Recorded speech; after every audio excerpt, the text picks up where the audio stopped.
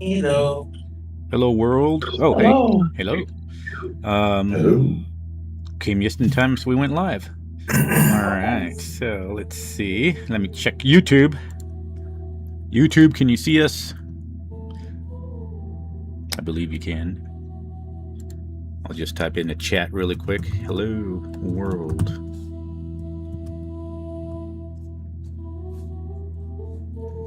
Back into programming days.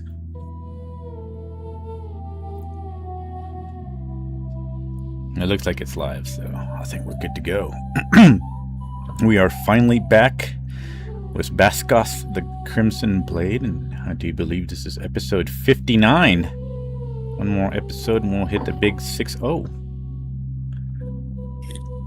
Yep. Getting into the final phases of the world campaign, with one other campaign still following closely. Last we left off, they were traversing up through the Polarian Mountains, going to Ashkavar's Cut. Their destination there, but the way there, they actually ended up having some encounters.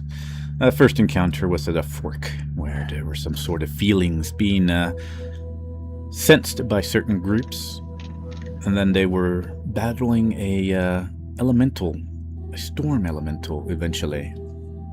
And when they chose to take that last path, defeating the elemental, however, they continued on and met up with encountered more land bridges, thin land bridges that were high up, the clouds below them.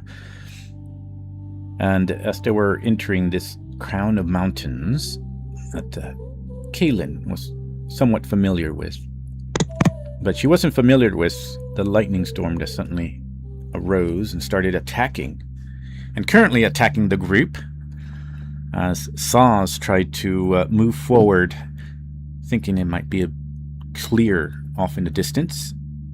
A large, similar elemental storm-looking creature emerged within some looking tornado, and wind whistling everywhere, that now is facing them in the distance. And currently, still staring not really at Silent and Saz, but actually looking off into the distance where the rest of the group is.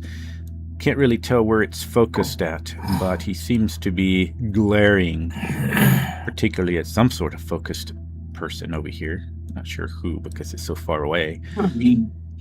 And with that, lightning still striking, wind blowing, and thundering everywhere, we're going to start off with Narzag, the survivor, which is currently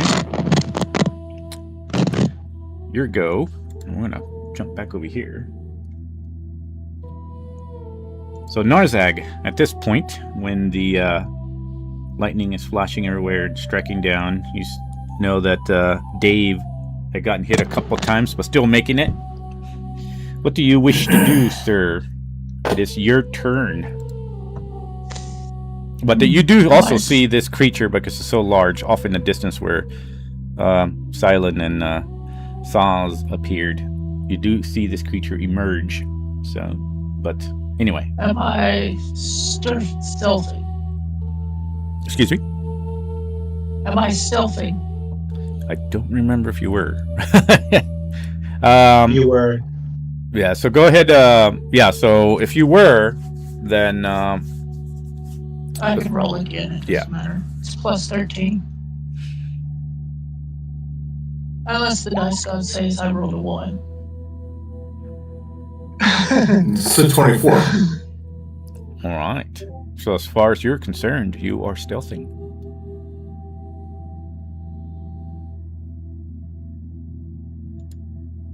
Let's see, that takes 60 feet of movement. Oh, that won't be anytime soon then. And I will. Let's see. Stealthing is half your movement, correct? I think. Yeah. I think it's if you want to do. like an extreme stealth, if I remember right. Other than that, so you have your normal movement. Let me see.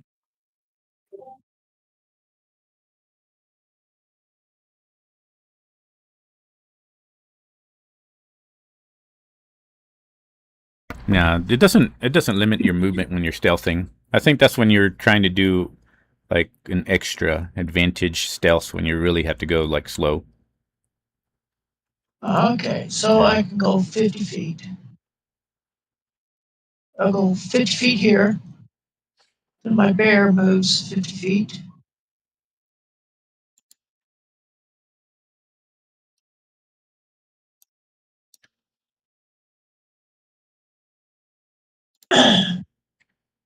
And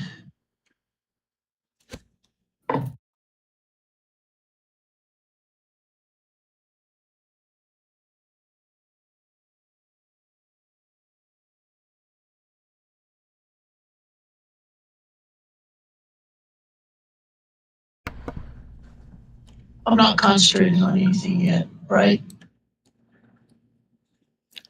It's Good been a while. question. It's been a while. I don't think you were, unless that movement for people gives them concentration. But It aside from says that, duration 1 hour. okay. So I don't think you were. Okay. Then I will. Oh, that's also I will cast this magical weapon on my bow, giving me a +1. +2. +1, yeah. All right. That'll be my turn. All right. Well, in that case, we're going to jump over to Saz, followed by Drogoth. But Saz, I'm going to jump back over to you. Bam. Right over here. Above table, I can't remember, but were we sure we have to fight this thing, or is it like a misunderstanding? As far as y'all know, it just appeared when Saz and Silent appeared there. It just rose and gathered up from that wind and tornado-looking thing. You do know that there was some lightning and stuff that you could see, almost like a different kind of humanoid was in it. But aside from that, lightning was striking you guys from the air. I think y'all might have assumed that it's this creature. But there's no official... There was never an official thing that said that y'all were going to fight it or not. Very good, very good. We were moving combat rounds because of the lightning storms. Correct. Yeah.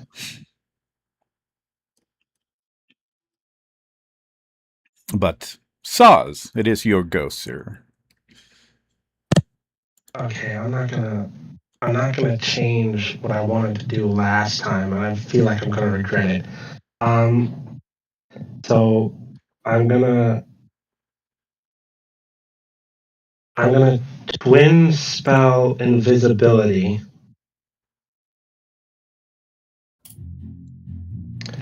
And I'm gonna look at Silent and say, Grandfather says you are important. You are important to Cobb, and that is enough for this one. And I'm gonna make both of us turn invisible and hope that is enough, and I'm gonna end my turn. Okay. No movement or anything, just there. Well, I don't know what she's gonna do, but I don't want to leave her, so I think I'm gonna stay where I am. Okay. Okay, cool. Alrighty then. In that case, that will bring us to the last creature in the turn order, which is Drogoth. Well, that was weird. What happened there? Oh, that was you. Okay.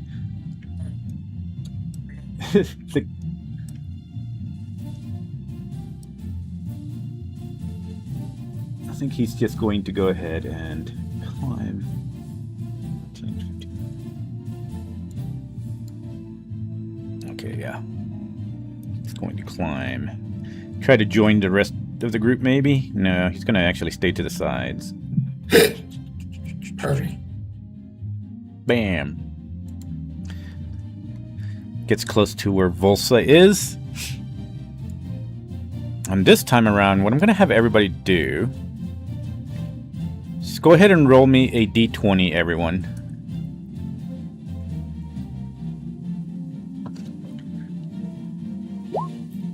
Okay, so 9, 5.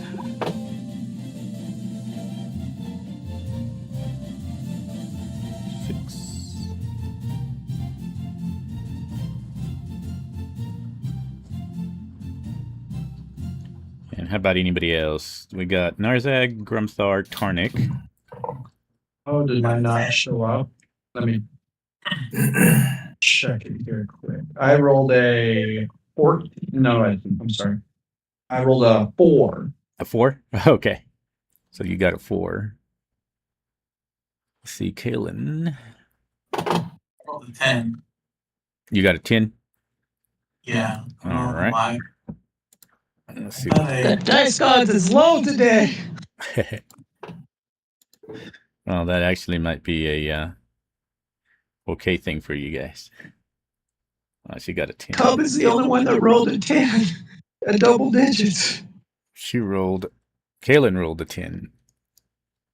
Oh, still is double digit.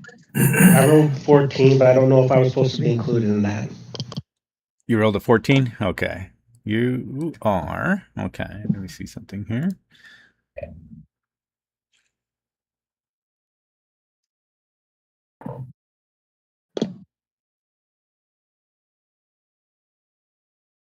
That is very weird.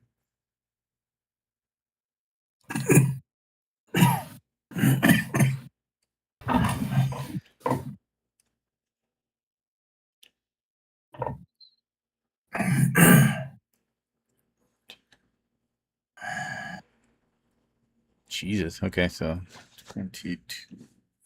I think you will be... You know what? Roll me a 20. I just want to see something. Roll me a 20 and add your... if you have dexterity, add your dexterity or... actually, your stealth. Add your stealth to it. Who's that? For Saws. Oh. I just want to see something.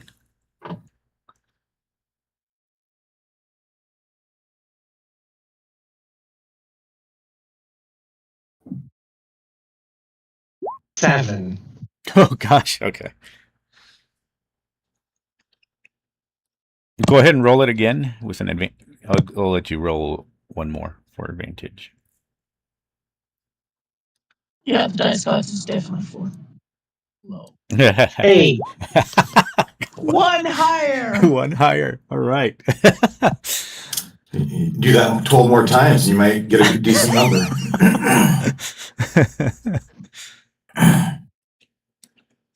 All right. So 1, 2, 3. We're going to roll a d6 really quick. 1, 2, 3. Sauce, you'll be 3. Cub will be 1. Kalen will be 3. Oh, after Cub.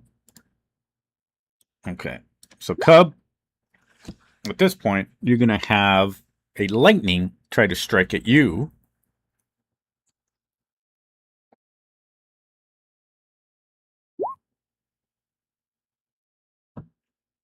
You can roll a dexterity save.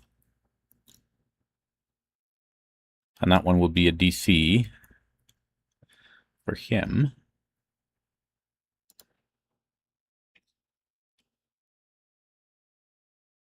Jesus. Okay. So DC 18.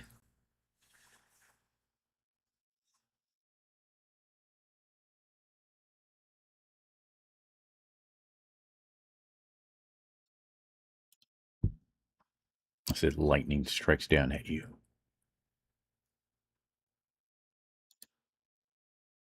Did I miss who that was too?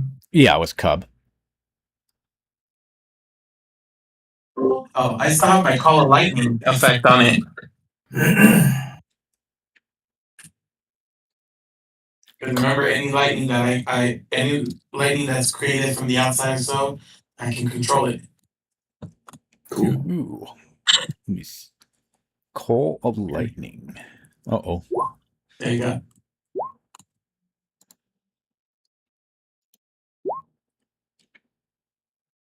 Until the spell ends.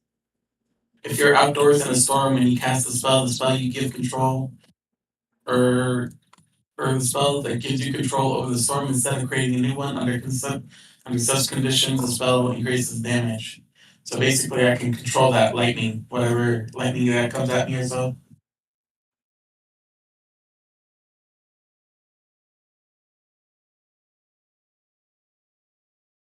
Oh, wow. It gives you control over that storm. Okay. Let's see. Because we did it last time, because that's... Yeah. If I remember, I redirected one of the lightning bolts towards Dave. I know. Just to, like, create the ambience that he is cursed. Let's see.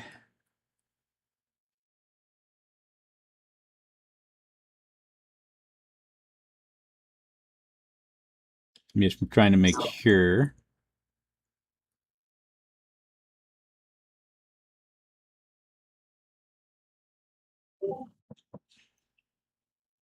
Alrighty. For now, I'm going to say yeah, because I don't know how that action thing works. But where do you want to aim this lightning at?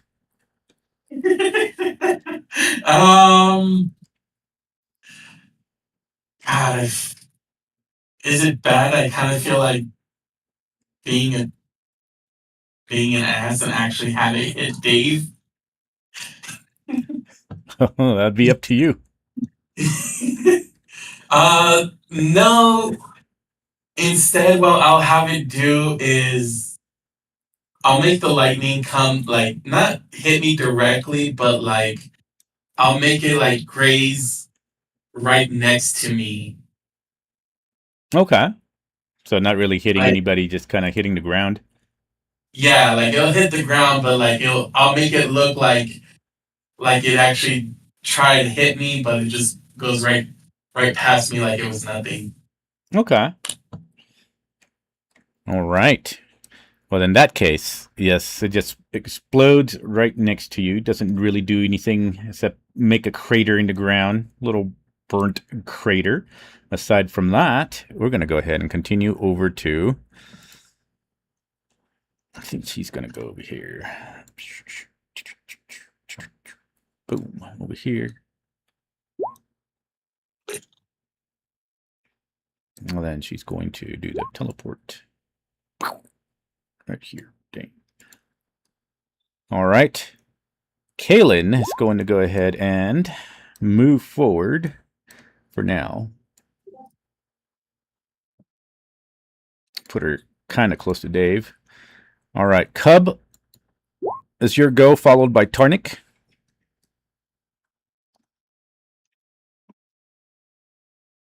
So I'm hearing what it was saying earlier before in the past, right? Or I was hearing it when it said to me and everything. I do believe it had said something, or at least someone had said something. Like I don't check over the words exactly it said. Remember it said, I know it was talking to me.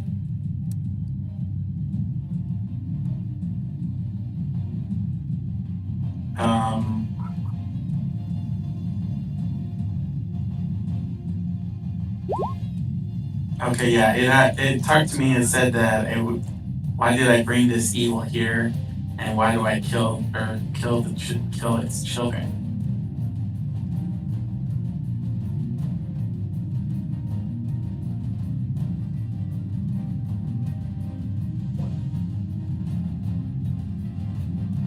Oh, and no, it said to me in my dreams or so that I do not bring wish, I bring a curse, or I bring evil here. And that why am I here, basically. That's what it was going on with. So, and you said earlier you said that that was what I was dreaming, and this is the same similar voice that I heard in my dream, correct, DM? As far as this creature right here that just appeared, this creature hasn't said pretty much anything, but yeah, you did have those dreams that somebody was telling you about, asking why you brought this evil. Not really sure. It didn't give you like a precise thing or any kind of focus on who it was regarding to, but yeah. This creature, however, has not said anything. It just so far appeared.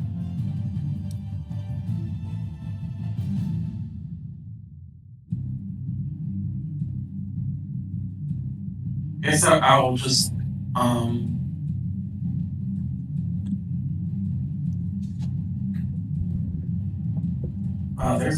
there's like, okay, that's Grom.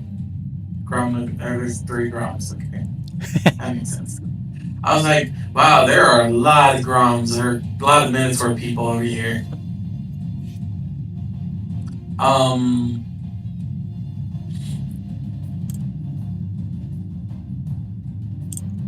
guess I'll just go ahead and casually just move. Okay.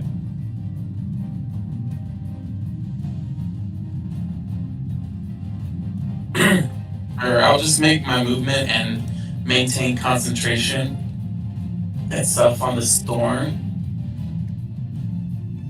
But along with that, I'll try to also mentally voice my thoughts to the creature itself, seeing if it knows or if, and try and persuade it to talk in a part, or to talk to us itself directly. Okay.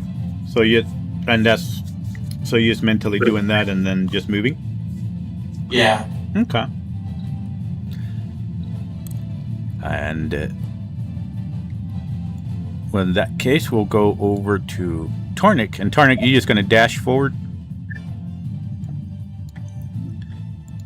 Right. Yep. And then we'll go to Silent, followed by Grom. And so Silent, Josh, you can go ahead and control her for during the initiative stuff. Okay, I think that since she went invisible, I mean, what I figure she would do is run over. Is this just a little abandoned tower over here? This thing down here, to the south of her. Yeah, it's kind of like an abandoned. It looks like a ruined, like it has been ruined, more weathered than anything else. Okay, gotcha. In that case, I kind of think she would. Let's see, what's her movement is 45. Whoops. Oh, I don't think I have control over her token, but I think she would run. Okay. I think she would run down and just hide behind that thing. Honestly. Cool. All right. So. And then just ready her weapon and preparing to do something, but I don't think she would start something. I'm not sure.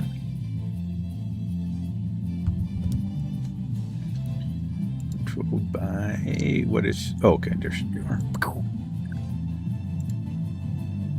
Let me know if you have control over it now. It doesn't seem like it. It seems like I can grab the map. Oh no, I got it now. Oh, okay. Okay, so 45 or actually 40 feet gonna go right here, and then I think she might peek out and take the ready action, to be triggered if someone else attacks the creature. Okay. With her crossbow, and I think that'd be it. All right. Yeah, so far the creature has actually just remained there that she sees as she's making move. And the only thing that's happening is just she sees the clouds above storming wildly and raging with this lightning that dances within the clouds and lights up the rest of the mountains here. And then we're going to jump over to Grom, followed by Grumthar. All right, so Grom is going to go. Grom can move 10 more feet, so he can move 40 feet. I'm going to go this way. Go there.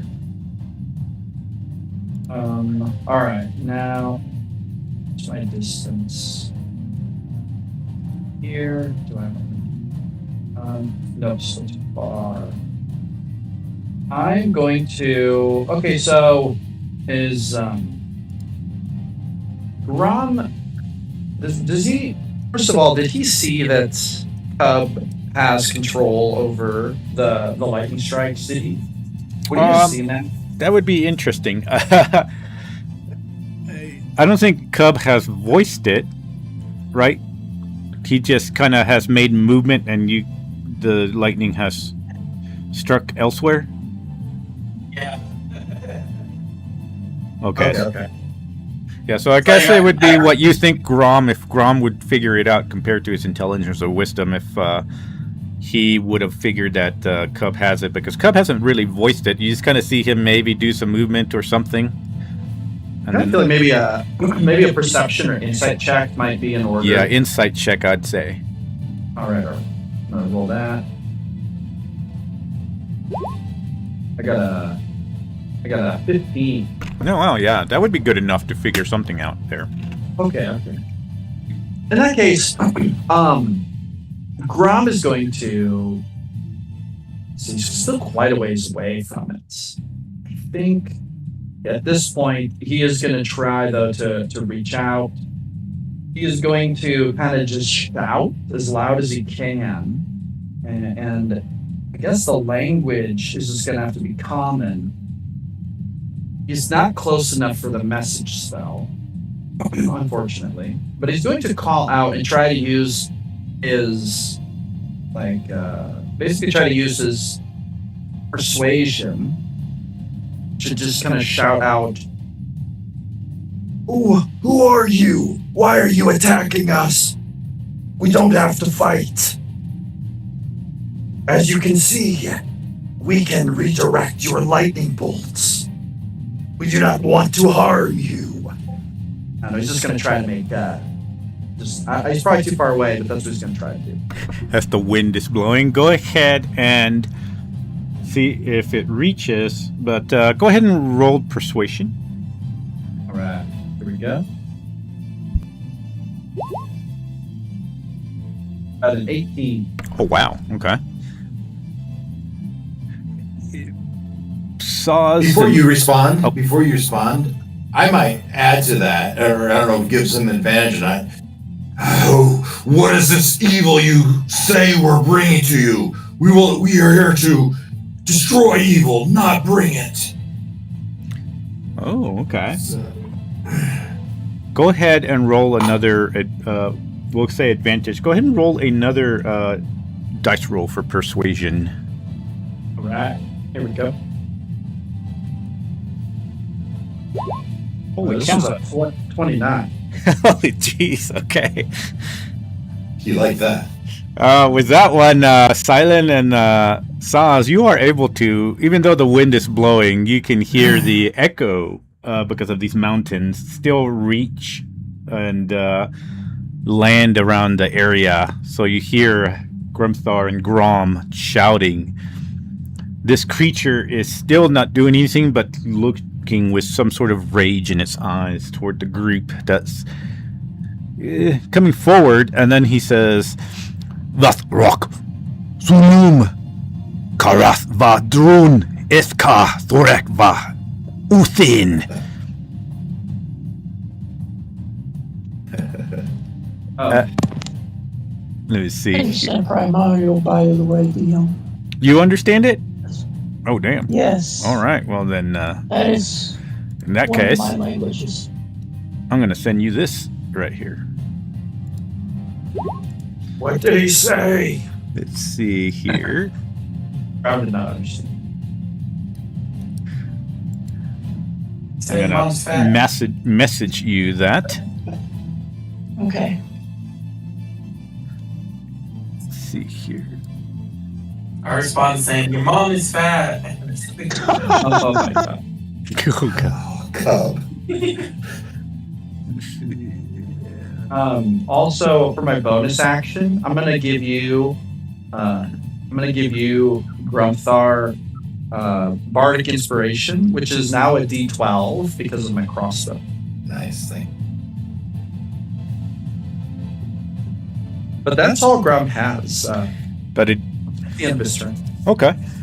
And then I sent you what you understand from it. It's up to you what you do with that information.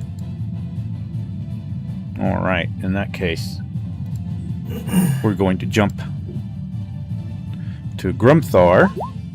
Yeah, so I think mine's pretty. I just move and dash. 40. And then another 40, I think, puts me about in there. Ooh, all right. Close to there. All right. With that, I'm going to go ahead. He's going to go ahead and roll.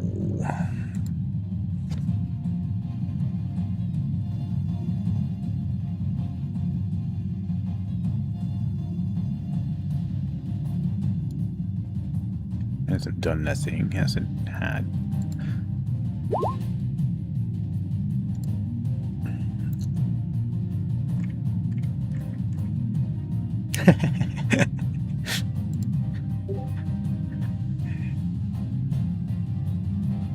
He's gonna go ahead and just take some movement.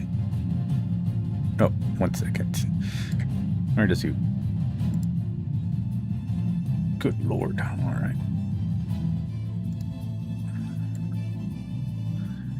So this thing moves past you. Feel the wind as it moves, and it kind of hovers right here. Silent feels the wind and the energy, and it's almost electrifying. Like she can feel the hairs of her skin just lifting up as this creature starts hovering. Still hasn't paid attention to them, but looks forward. And with that, we're going to go to Narzag. It is your go, sir, followed by Saz. That. It was Grom that was asking, correct? I think so, yes. Grom said, what did he say? So, what is it? Okay, go. Get to I move 50 feet back here, since I'm going to whisper to this one.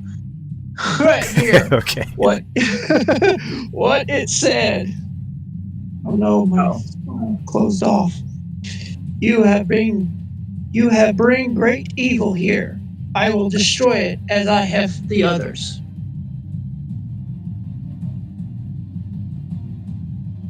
Oh. That's what it said. That is bad news.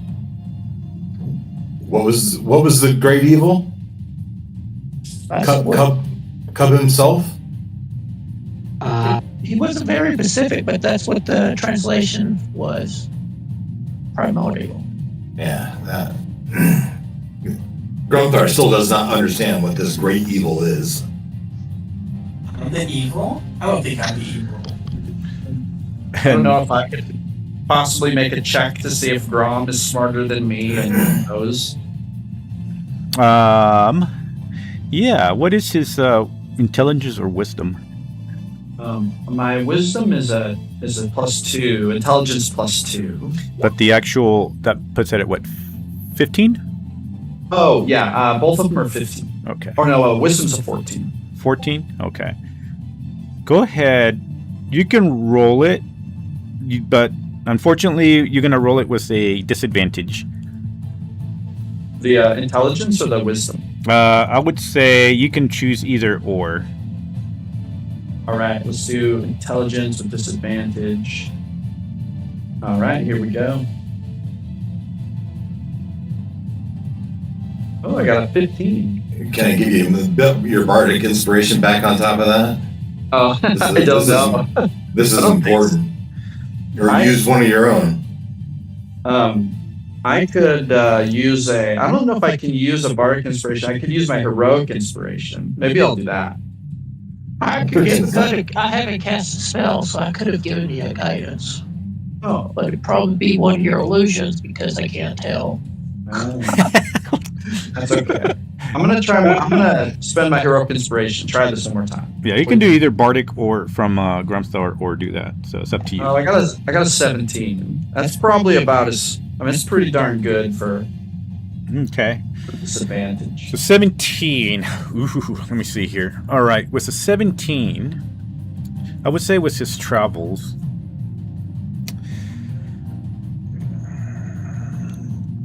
he would be familiar with other elementals, probably fire elementals where he came from.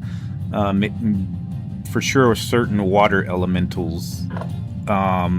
But he's specifically just trying to figure out this evil it's talking about, correct? Yeah. Like specifically what we might be bringing that it would consider evil. Because we'll kill off Cub if we need to. Okay, I feel like I should interject the fact that you actually have the information from last session, but I don't want to say anything because this is funny. Why are you be killed off? I am your healer here. I will say that I think. Oh wait, Cub hasn't had a chit chat with Grum yet, has he? He's spoken to the rest of the group, hasn't he? But he hasn't spoke with Grum. No, I haven't had a moment to tell Grum about my past and everything. Oh, that would be interesting. But the rest of the group you've told, right? What happened to you and Yes, the rest of the group knows. Okay. And even Silent knows too, because I talked to her in privacy about it. Okay, Dave the player doesn't remember, so. Okay. Well, as far as above table, with the awake, like when Cub came back and what happened to him, and he having some sort of let's say necrotic disease in a way, we could say. Before he completely lost his or remembered everything, and what happened to his circle of druids, something that Anam had cursed him with, or at least helped him with, and that disease was affecting him and used in order to the dream that we're supposed to have with the seed is what affected that seed, and that disease ended up spreading to the rest of the circle and killing them. And of course his mission that he had, did you tell him about the mission that you had with the elder tree and all that? Yeah, yes. I do remember something about that. Okay, so all that was because it was within him, within Cub. However, I don't think Cub has talked to Grom yet. So unfortunately, even with that, because you don't know, even as a character, don't know, even with the wisdom, I would say it wouldn't be logical that Grom would know, because he hasn't had time to sit down with Cub yet. But no, that moment was right. All right. So See, I wasn't aware that was personal information. I thought that was, his information, not told by the group. Yeah, I think whenever Cub actually shared it in game, I think he told the group. So, yeah. Yeah. The only one who doesn't know right now is Grom. Unfortunately, that even with I told him the translation. He has no idea what. Exactly. even with a fantastic wisdom check, unfortunately, if he doesn't know, he doesn't know. I'm sorry there. Anything else from Narzag? I will give one of his illusions guidance and Okay. concentrate it for a minute. Well, I would say Because that. I don't know which one is him. I know what mirror image is. Well, as long as you are trying to aim at him, I would say it'll get him, because it's beneficial, so it goes to the person you want since you're in the group. So, with that being said, then okay, guidance and such. We were going. Unless you have anything else, it'll be Saz's. I'm out of movements. You can only cast one spell per turn, so I'm all set. All right, Saz. It is your go, sir. Taz has no idea what's happening right now, despite me knowing what's happening. So, Saz is going to stand exactly where he is because he hasn't been attacked yet, and he needs to hold concentration. Because if he doesn't, a lot of people are going to be real mad. I'll hold my action in case this thing attacks the little elf girl. Otherwise, I won't do anything. All right. In that case, go to. I think Drogoth is going to. He's just gonna go over here. Then we go to Volsa. Is going to go ahead and look at the rest of the group. Say, what the fuck are we doing? And then just kind of linger in the shadows until something happens. And stealth in there. Kaylin. Oh, hiding. Moving over here. She's going to go ahead and do a small. Did you say she classed Smog? No, I said she's going to do a small heal. A small heal on Dave here because Dave's not moving because he's like still in shock from all the lightning. So we'll do one more because he's about to. The one lightning that almost hit him. Oh my god! Shit, that was a bad roll. Okay, so even the dice gods wants him dead. apparently, all right. So we're gonna do a. I am not so fast on my laptop here. There we go. Is this it? There we go. That worked. All right. So she moves there. She cures a bit of more health on Dave. Dave seems to stand up a little bit more, a bit better. Have him moving in the same as Kaylin. So he's going to go ahead and say, "Oh, no, man, that feels a lot better." And then he's going to move over here. Grom, don't worry. I'm coming for you. I'll protect you. And, Yeah, she be that lightning rod. Well done, Dave. Protect me. I see. I'll throw lightning at him. See, gathers next to you there. And then we'll go to Cub, followed by Tarnik.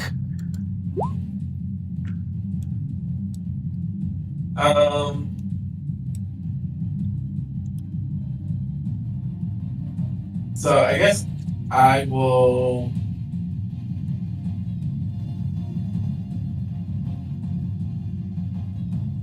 Or I guess at this point, I'll maintain concentration itself on the call lightning. I will also move. Keep walking forward. At this point, since I have I have like control, I'm just gonna walk like this is just a normal stroll for me. I'm gonna like take out my staff and I'm just like pretend like it's an umbrella and I'm just gonna casually just walk like nothing's happening. Okay. So just keeping concentration and still moving forward? Yeah. But I'll go ahead and I'll try to like. Or I'll also go ahead and shout out as like, or I'll shout out to it itself. I'll be like, it's like, are you the one contacting me in my dreams? And then that's it for me. roll me a persuasion.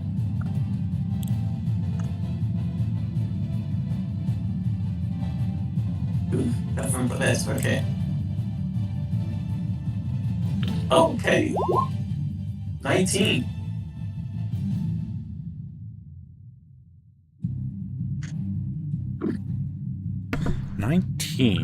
All right.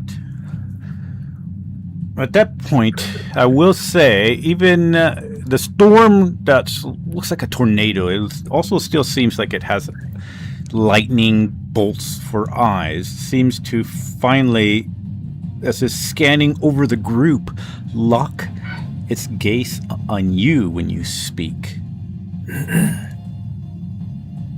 And at that, it says, Drun va kath istrak thorak va solum. And that's why you hear it echo throughout, and I'm going to send that to Mr. Narzag here. So since Narzag is the only one that understands that, I sent you what it just said from that point. All right. Anything else from Cub? No, that would be it. All right. We'll go to Tarnik, followed by Silent. Tarnik pulls out his little... Oh, who's got a microphone open? Yeah, echoing. But yeah, Tarnik pulls out his little tin whistle and gives a blow on it, and Shiv reappears. Boom. Right next to him. Right. Shiv reappears, so let's go ahead and grab him. Change to... All right. Should have him. So, yep. Tarnik will jump up on him, and well, the two of them will head off 60 feet. I think it's about there.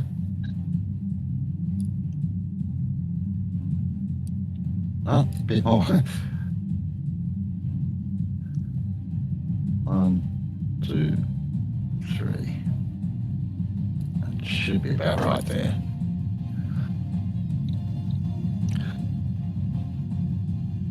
But yep, that'll be Tarnik and Shiv.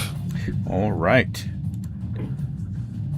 Then we'll go over to Silent. She has this creature hovering above her.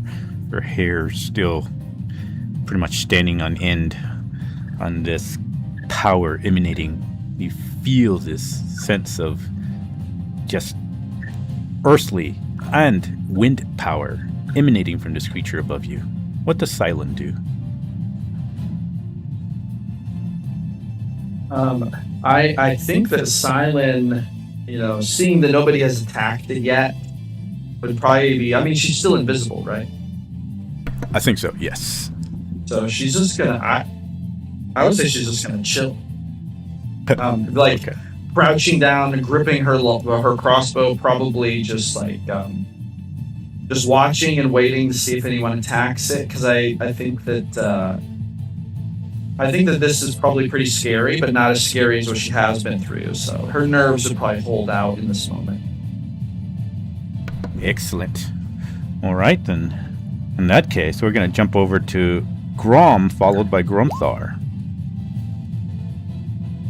All right, so Grom is going to run 40 feet again, and then he's going to kind of shout, "Does anyone know what evil this thing's talking about?" And would I have noticed it looking at Cub, Ooh, you can roll a perception check.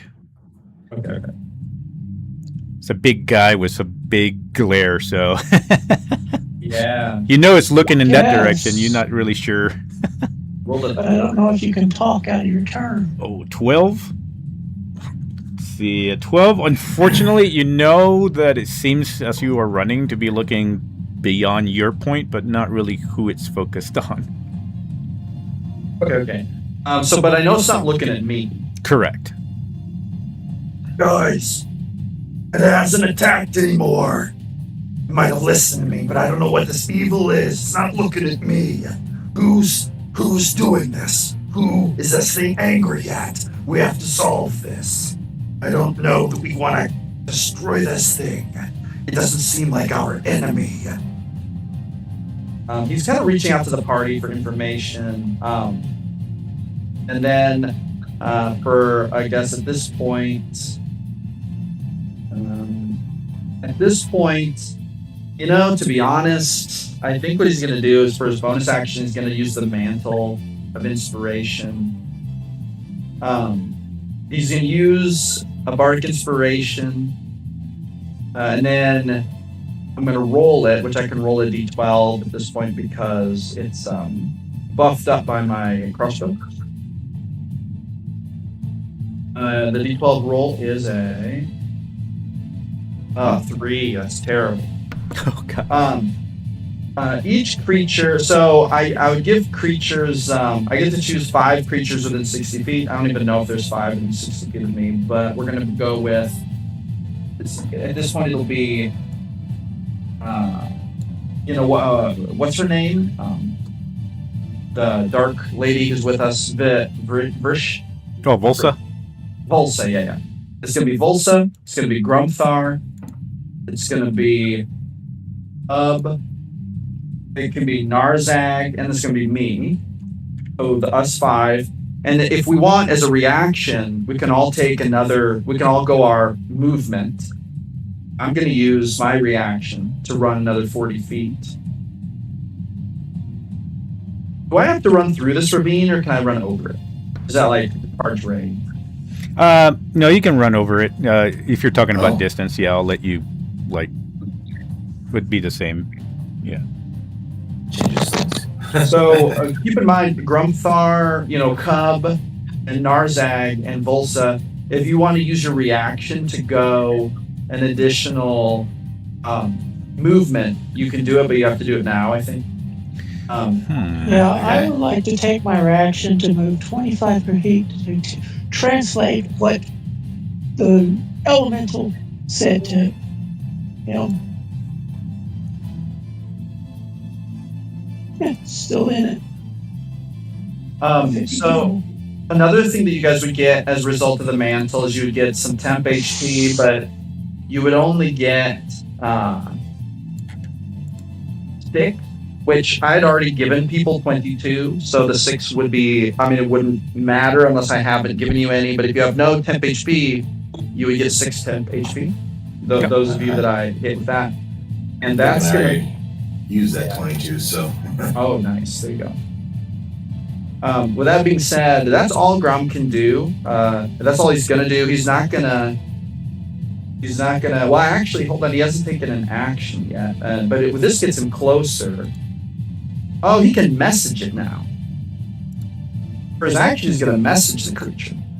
Oh. Cast the message cantrip, and he's gonna say, I do not understand. What evil is it that we are bringing? It is not my intent to bring evil to your home. He's trying to, be diplomat.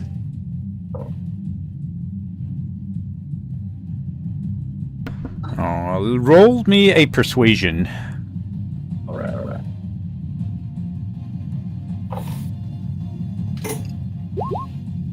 17. Ooh. All right. It stops its glare off in the distance, hearing you closer now because you are messaging it. It kind of lingers around and then finally focuses on you, or at least most of yous. And does it translate it, or does it?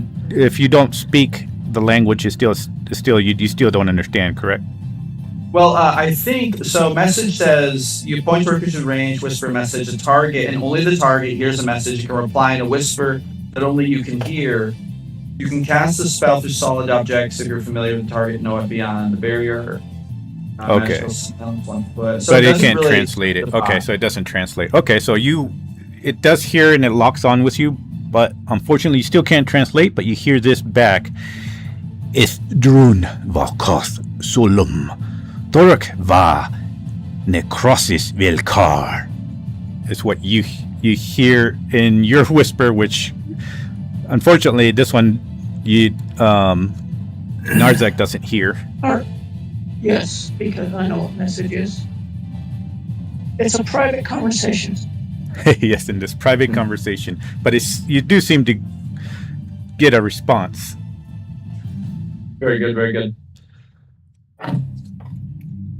And at that point, then, if you're done, we're going to jump over to Grumthar. Yeah, we're all running toward this thing, and I mean, he'll move and he'll dash, pretty much take him right up to it. And we're trying to get out of here, right? We're trying to find the entrance to this cave or whatever. As he's running, you get that close. If you get that close, you'll start to feel your own storm gouge. Yeah. The power of it. So I envisioned he was running with storm gouge out and his sword sheathed. You know, I remember talking about using it as a lightning rod. We are not enemies. Show me this evil and I will vanquish it myself.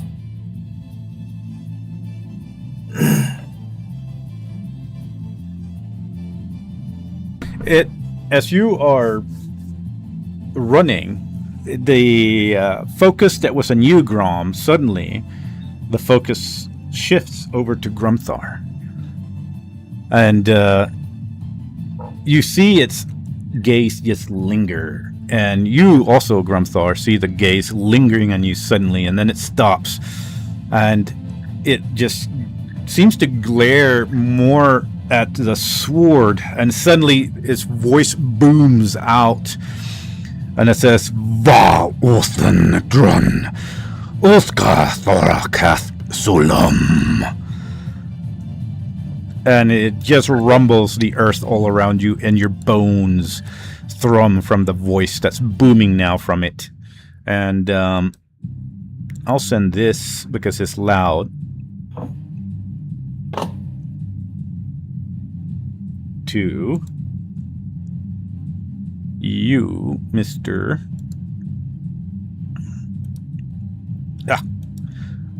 Gotta get used to this laptop.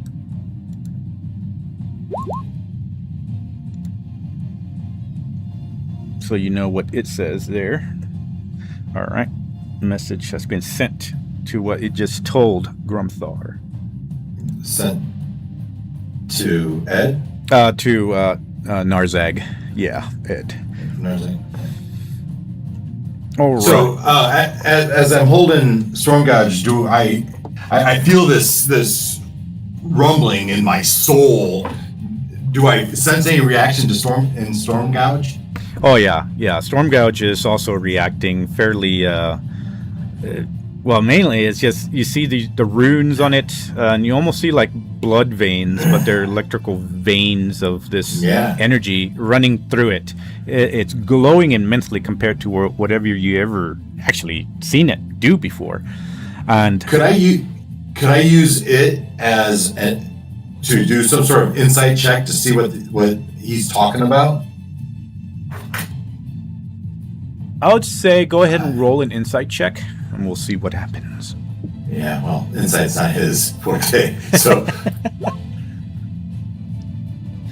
18. Oh, there, yeah, 18. Wow. You know, that's the straight die, so. Don't forget you have a D12 Bark Inspiration if you need it. 18 seems pretty good. It is.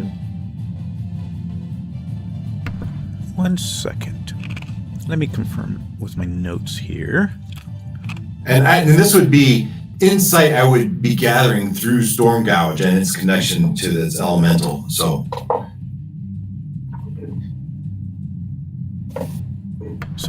with that roll, I would say that there is some Grumthar would be able to pick up on this, of course, similarity, but there's something beyond that. There is some sort of deeper link, is what you can tell. But the thing that you're feeling is that you're sensing more of a, how would I call it? Like a tuning fork, finding another tuning fork.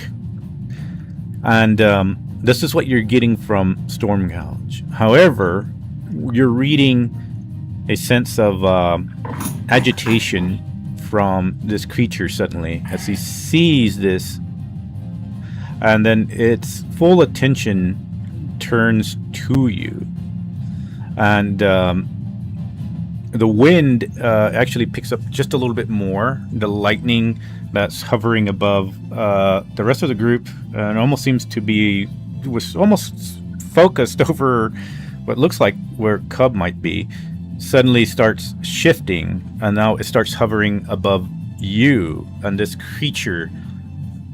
I gotta roll that one. And oh shit, okay.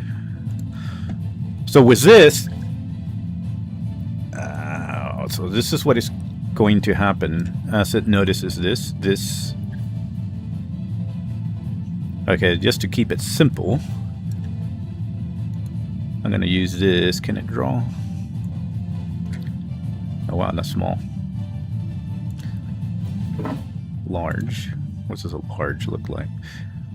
Anyway, I'm gonna draw this wind wall. Humongous wind wall starts appearing here. And now I'm gonna check the size of it here in a little bit. See if I got it right. Actually, I could probably put the circle in there. Let's see, so it's about 100.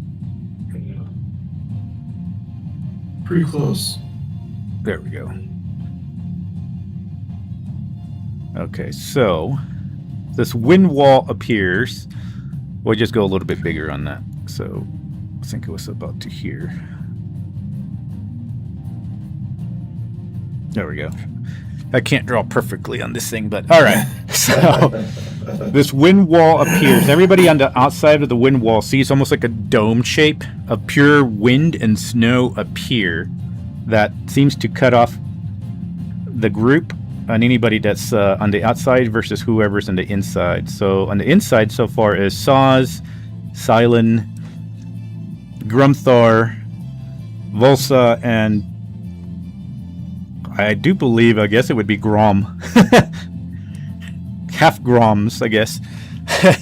So Grom, you were right at the edge of the wind. One of your images kind of appears and pops in as you are standing there. And then it is silent and quiet inside the dome, even though you can feel the whirring of this wind. But the roar of the tornado creature is still there.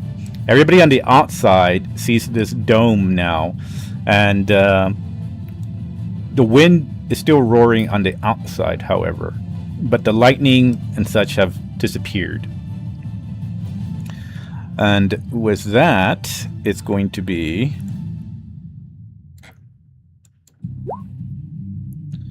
it's not Narzag, but it is let's go.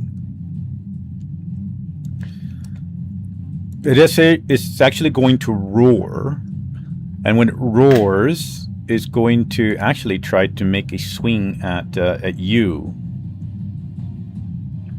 It's not, but you do notice it's not trying to actually hit you. It slams its like a fist of pure storm into the side of the mountain where you're standing, and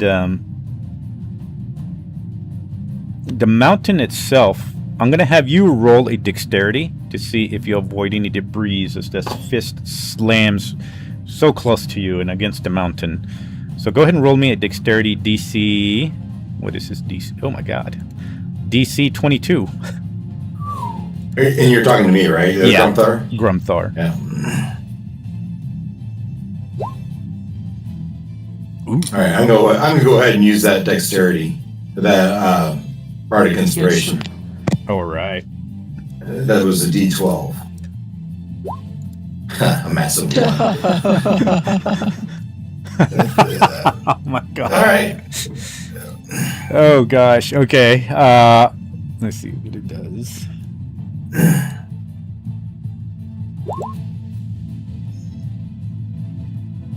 Okay, so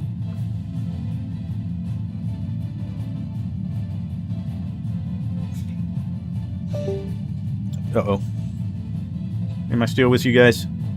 Yes. Yes. Shoot. Yeah, I'm here. Yes. Okay. Give me 1 second. I think my whole entire thing froze. Dang it. You know when you go to, I don't know if any of you guys ever been to Vegas, and when you tip the dealer, you place a bet for him. At least when I do when I'm at the craps table. And even if it's a long shot, it doesn't win. They always thank you for the bet. So I thank you for the bet, Grom. Yes, you're welcome. Come on. Shoot. Yeah, the entire laptop just froze on me.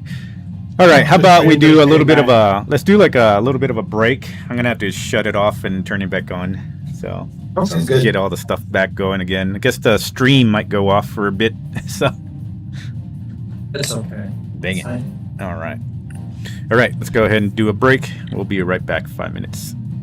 Ooh, I have advantage on dexterity saving throws, unless you have. All right, be right back. Yes, we always forget the minor things.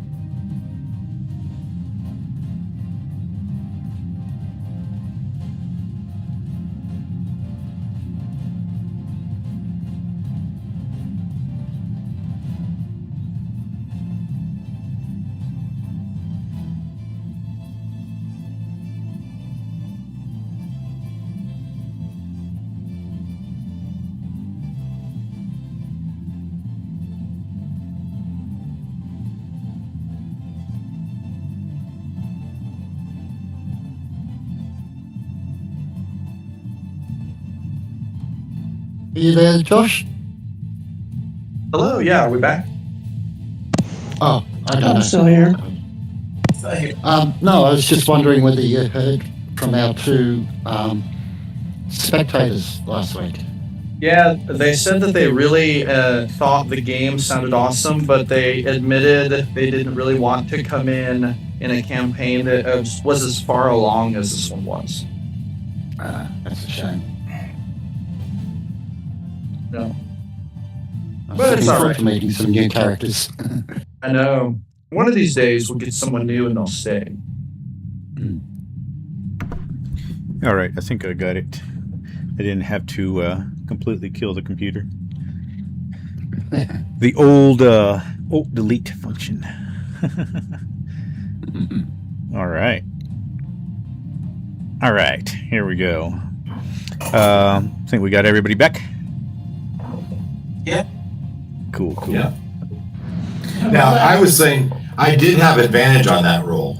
Oh, did you? Okay. Yes, with my danger sense, I have advantage on dex saving throws unless I have incapacitated.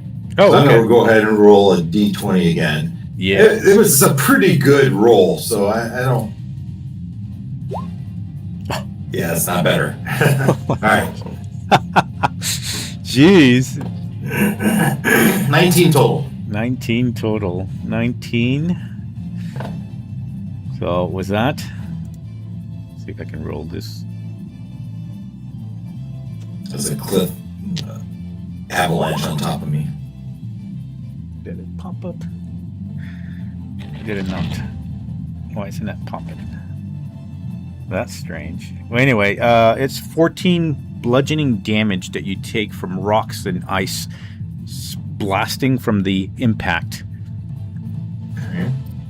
And the only other people who see this is Saz, Silent, and Grom and Volsa. As this creature moves, and actually it takes a bit of a movement to hover over you. You feel the electric and power, the energy emanating from it. And let me see.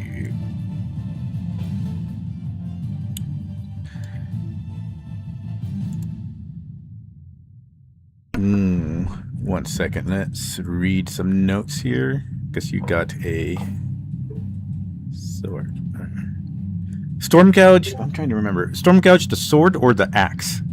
It's the axe. It's the axe? Okay.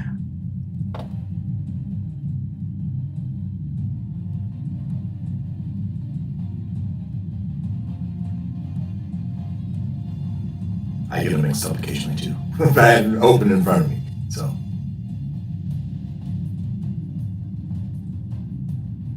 And as it's hovering above you, it lingers its gaze upon you.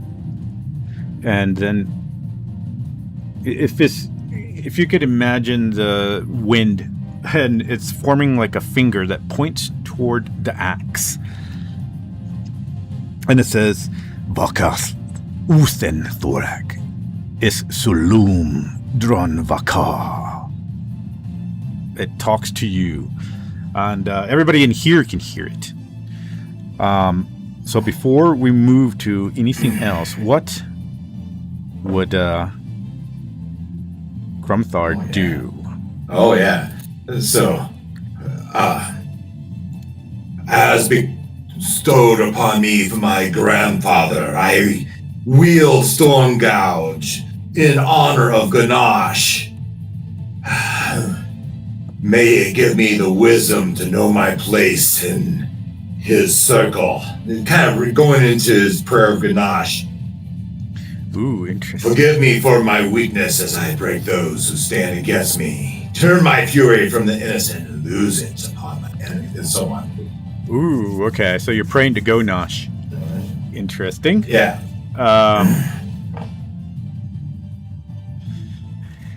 I'm gonna have you roll me.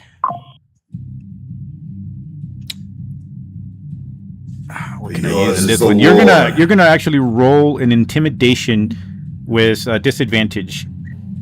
All right. Now, so you pray to Ganache, and everybody inside here, inside the wind wall, can see this.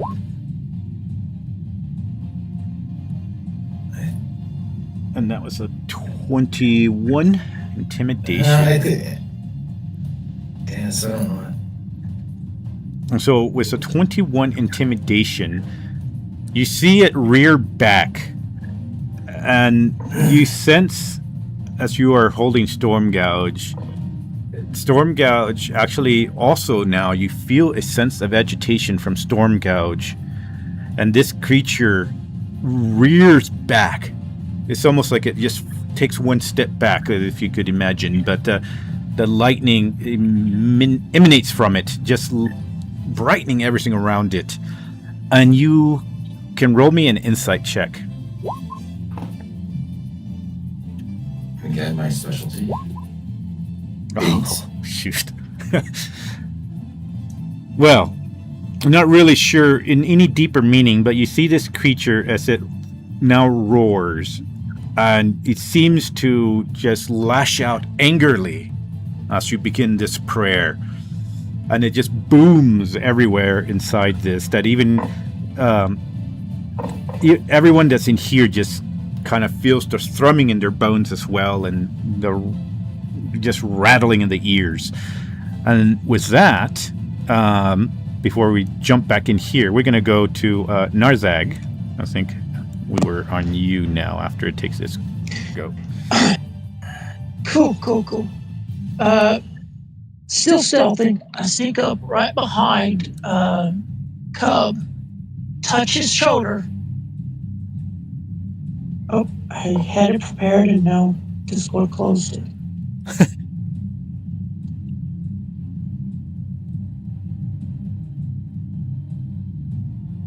And said, "You, beast of evil, prepare to die." That's what it said. It said, "Me, beast of evil, prepare to die." Yep. Well, that's the translation you got. It didn't say him specifically. It just said, "You." Beast of evil, prepare to die. I was like, "Oh, I don't." And before the barrier went up, says, "My brother's power, why do you carry it here?" But I guess the leader can't ever hear that. Ha! I think I know what he wants now. All right. You want a silver platter? All right. What? Anything else from you, Mr. Narzag? I will use a dash action to move 100 feet. And I'm good. All right. We'll jump us off to Saz, followed by Drogath. So Saz, you see all this happening inside the dome of wind, ice, and lightning here. You're still there, standing motionless. And seeing as I'm still maintaining concentration and nothing that I said would occur has occurred, I'm going to do the exact same thing because I can't let anything happen to this elf. The one that's stuck underneath it. So I will not do anything. I will not move with nothing, and I will hold my action until the giant elemental attacks the elf girl. Otherwise, I do nothing. Okay. Then Drogath will go ahead and make its way over here into the shade right now, since it's a bit hurt as well. Which brings us to... Oh, that's confusing. What's going on here? Oh, I see. At that point, Volsa is going to go ahead and look over at Grom, and he's like, what the fuck? Should we do something? I don't know what to do. What the fuck is it saying? Man, Grom is going to stay. He's going to kind of look down very regrettably as he's, kind of holding his crossbow, and he's going to say, It's attacking Grumthar. I don't think we have any choice now. Unless he can. I mean, he might try an insight check. He's trying everything he can not to really fight this thing, but I mean, if it's attacking Grumthar, he's not just gonna like stand around and watch. You know? You can roll an insight or perception check to see what had happened. Okay. I'm gonna make. There's a chance that you might have saw that he didn't attack me directly, right? Okay, he hit the mountain around me. Okay. I'm gonna for the insight. That's way better. I'm gonna roll that. See if I can notice it. Because if I can notice it, I rolled a 15. Man, I have that 1d4. Oh, You what? have that 1d4. All right. Yeah. There you go. Oh, the 18. Okay. So I would say you would have noticed with an insight check of it wasn't directly trying to hit Grumthar for that attack. It hit the mountain around him, and then the debris hit Grumthar. So it did probably hurt Grumthar, but you saw that a direct hit from it would have probably really hurt Grumthar from the damage and cracks that it left on the mountainside. Well, in that case, Grom will kind of say, Wait. I do not believe it's trying to hurt him. I don't know what's going on. Let's stay our hand. Try to communicate. Can you cast darkness? Yeah. She just kind of looks, because if something happens, I need darkness. There's too much light here. I'm weak in the light. I'm afraid it's not really my style. And she's like, well, fuck. And that's it for her. And Kaylin will go ahead and say, come on, Dave. And she's going to move here. And then Cub, followed by Tarnik. So your go, Cub. So, would it be insight with the information, or with that information that I gathered with him and the stuff? Or so, can I do either an insight or an intelligence check to piece it all together?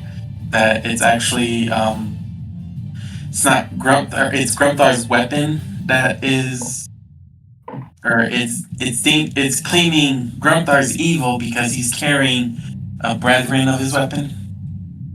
Well, here's what I'll do. Go ahead. You can either roll intelligence or you can roll an insight. I'm gonna go with insight.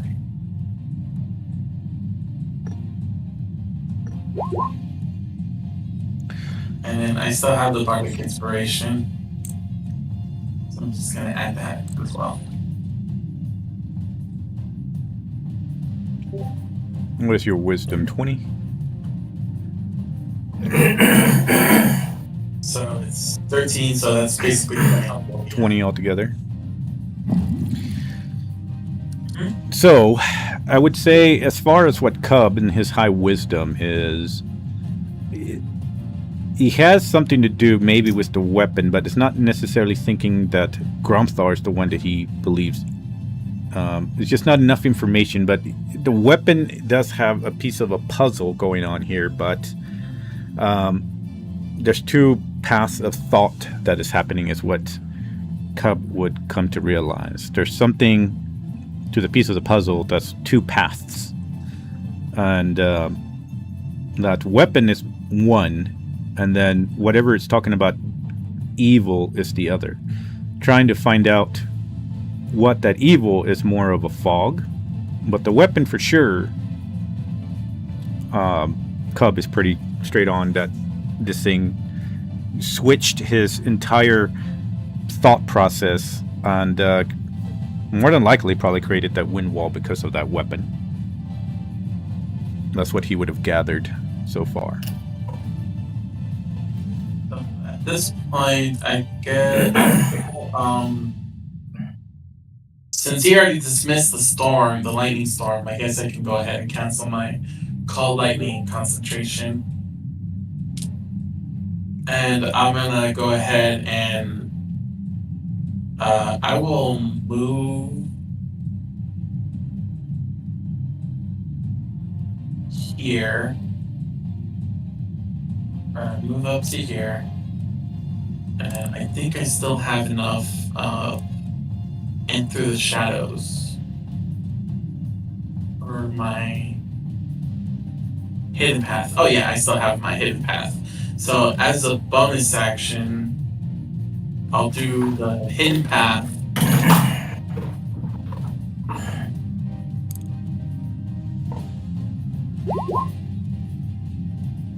To move me an additional few more feet. Or I should be able to go through the storm here because I'm going, it's a pathway of the darkness or so. Or that I can go through. Or because it's basically my version of, or it's like my version of a step, in a way, through the shadows. Are you talking about like the wind wall that he created here? Yeah. Unfortunately, it would, but it also is formed of lightning and stuff. Because it says it's a hidden magical pathway that some Fae traverse the space in a blink of an eye. As bonus action, I can basically teleport through it. Oh yeah, if you can teleport, yeah. But you have to be able to see it. That's the only thing. Oh yeah. Well. So I guess I could be able to only teleport right around it, basically. Yeah, you can teleport right up to it. The only thing is to teleport inside of it, you would have to see the point of destination. So that's the only thing that's not going to help you get in there. Unless you have some sort of way to dig under the ground. No. I don't have a digging. I don't have a wild shape. I don't have a wild digger form. Yeah. The only one I could say that would probably be that's closest to digging would be my direwolf form. But that would take forever to dig through. Maybe even my bear form. But other than that, the other two forms I have is basically my giant eagle and fly above it, or my bat to fly around it. But yeah, I don't have anything else. Okay. Well, you're right up against it then. So I guess since I'll just use my hidden path, and I'll move over, or I'll move towards the thing. I don't have move earth.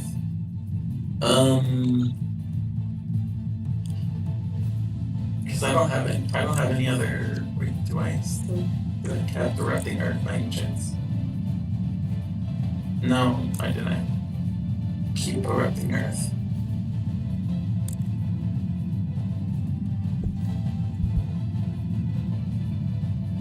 I have wall of fire. Mass cure wounds, greater restoration.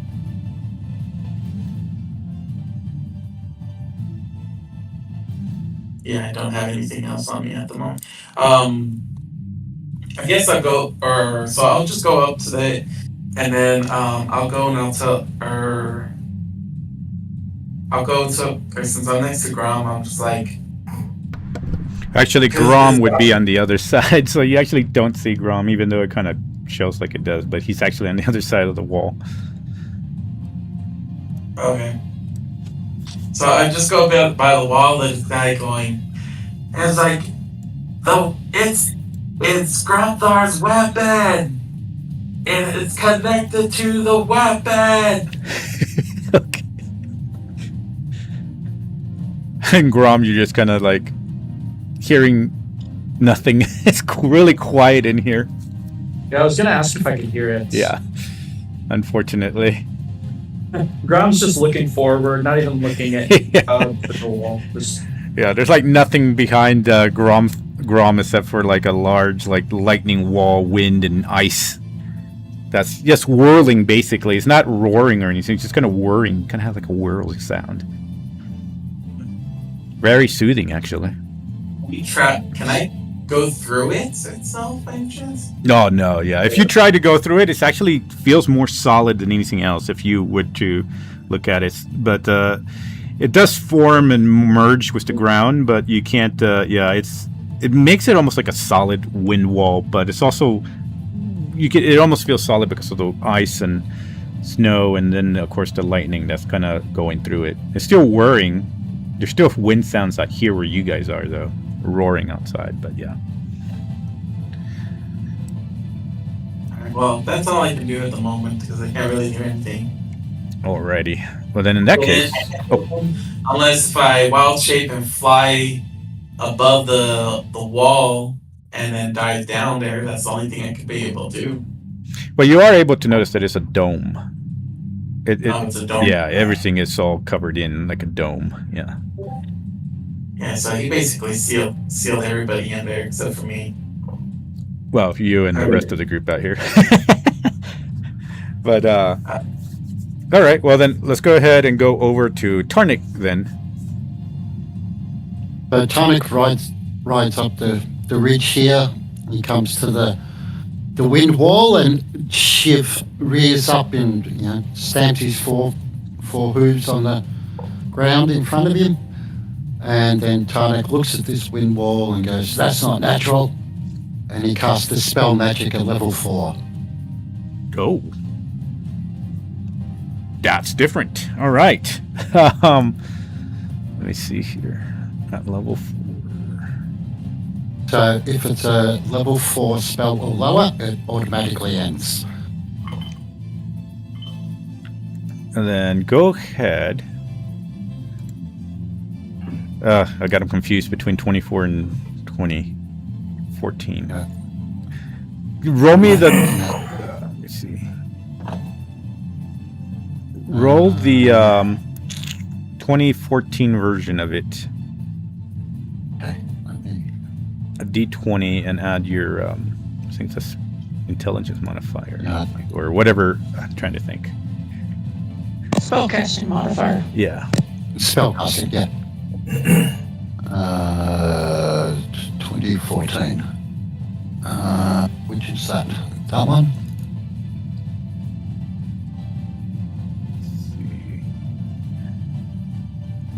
Ooh, this laptop is so different. Okay, let me see. Yeah. I don't know what the difference is between them. Yeah. One rolls Constitution, the other one you just use your spell modifier. I think they roll Constitution if it's the 2014 one. Let me see. For this one, yeah. you roll.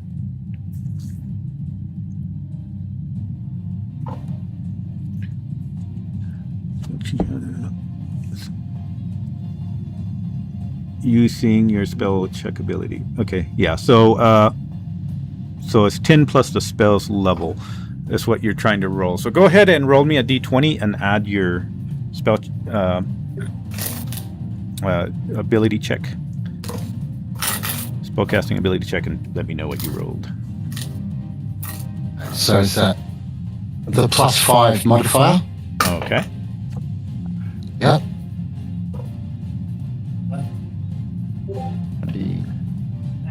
So if I just do that, and we get a +5 on that, that's 21. Holy Jesus! Okay. All right. With that, you cast this. You see your energy spill out into this wind wall, and it completely starts consuming it from where you hit this spell, and it starts disintegrating away. And as it's disintegrating away, this large creature where Grumthar and everybody else is at just turns and snaps whatever eyes it has toward that direction, and eventually the wind wall disintegrates. You're right in there, Grumthar. As I roll a boulder off me. Galen, lead us out of here. I will use the rest of my movement here because I only used 20 feet. So I'll go up closer to Grumthar. So So he's within a 10 feet radius of Tonic. I think it's just a little bit more, is it? Just for getting close enough to make sure you get the benefit. But that will be the end of his turn. All right. And then that takes us to Silent, followed by Grom. I kind of feel like Silent will just do the same thing she's been doing. Just remain unmoving under the large elemental. Yeah, it seems to be probably the best course of action right now, honestly. She's kind of crouched up beside that wall, which seems like it's probably as good a place as any. And then Grom is going to cast Comprehend Languages. Oh. And then he's gonna try to use his action. He's gonna take his movement. He's gonna kind of walk forward. It doesn't seem to react in any kind of negative way to Arnik shutting down its thing.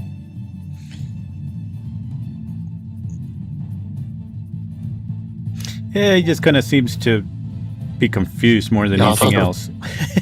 Yeah, and the focus is on Tonic. Okay, Grom's gonna approach and put his hands up and in like a kind of be very peaceful, and he's gonna say out loud, I can understand you now. I am using magic. Please tell me what I must do to help appease this conflict. I do not want any bloodshed. I can see that you are trying to be peaceful. that's what he's gonna try to do. Roll me a persuasion. All right, here we go. Come on, persuasion. Oh my goodness, my rolls are so bad. Jesus. Unreal. It's actually a fumble. Oh my God, really? Can I use a luck roll? Let me see here. I think you can. Yeah, it should be any kind of roll for luck. Okay. In that case, yeah, I would use luck because that is crazy.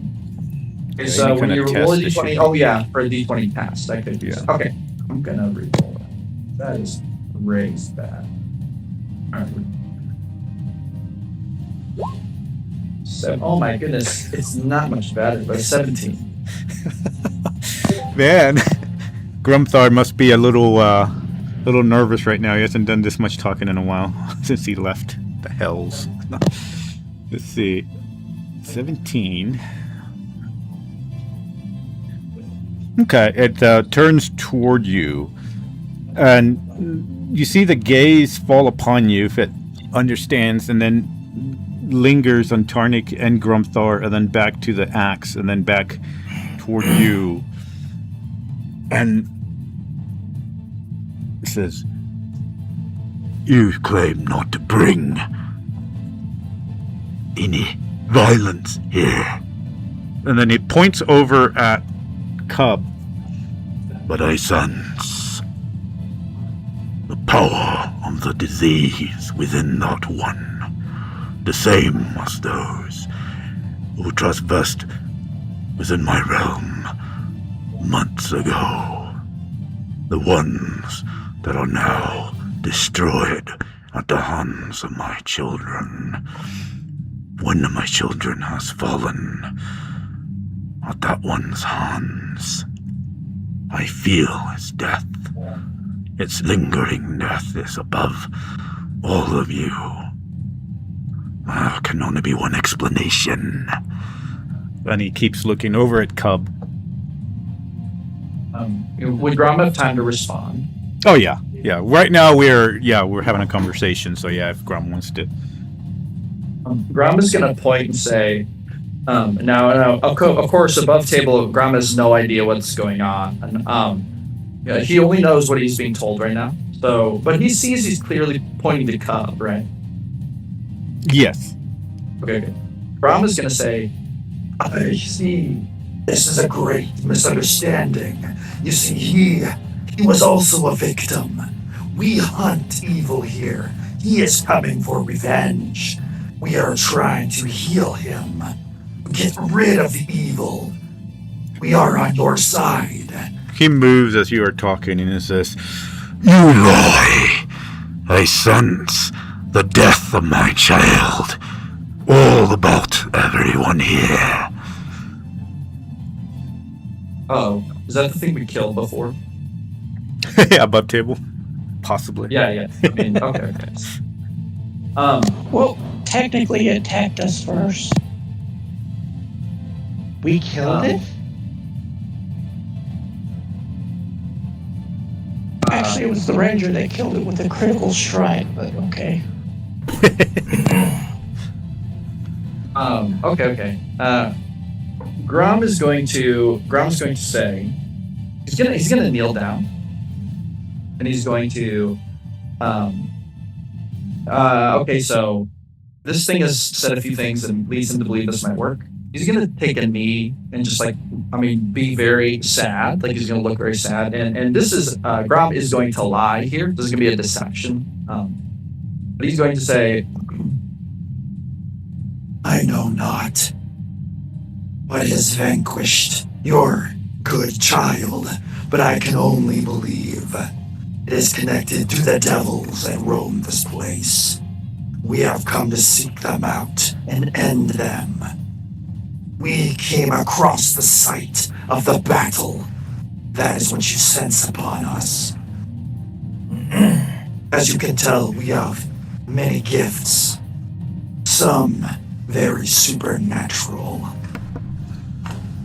As you're talking, it's going to go ahead and roll me a deception first before it interrupts.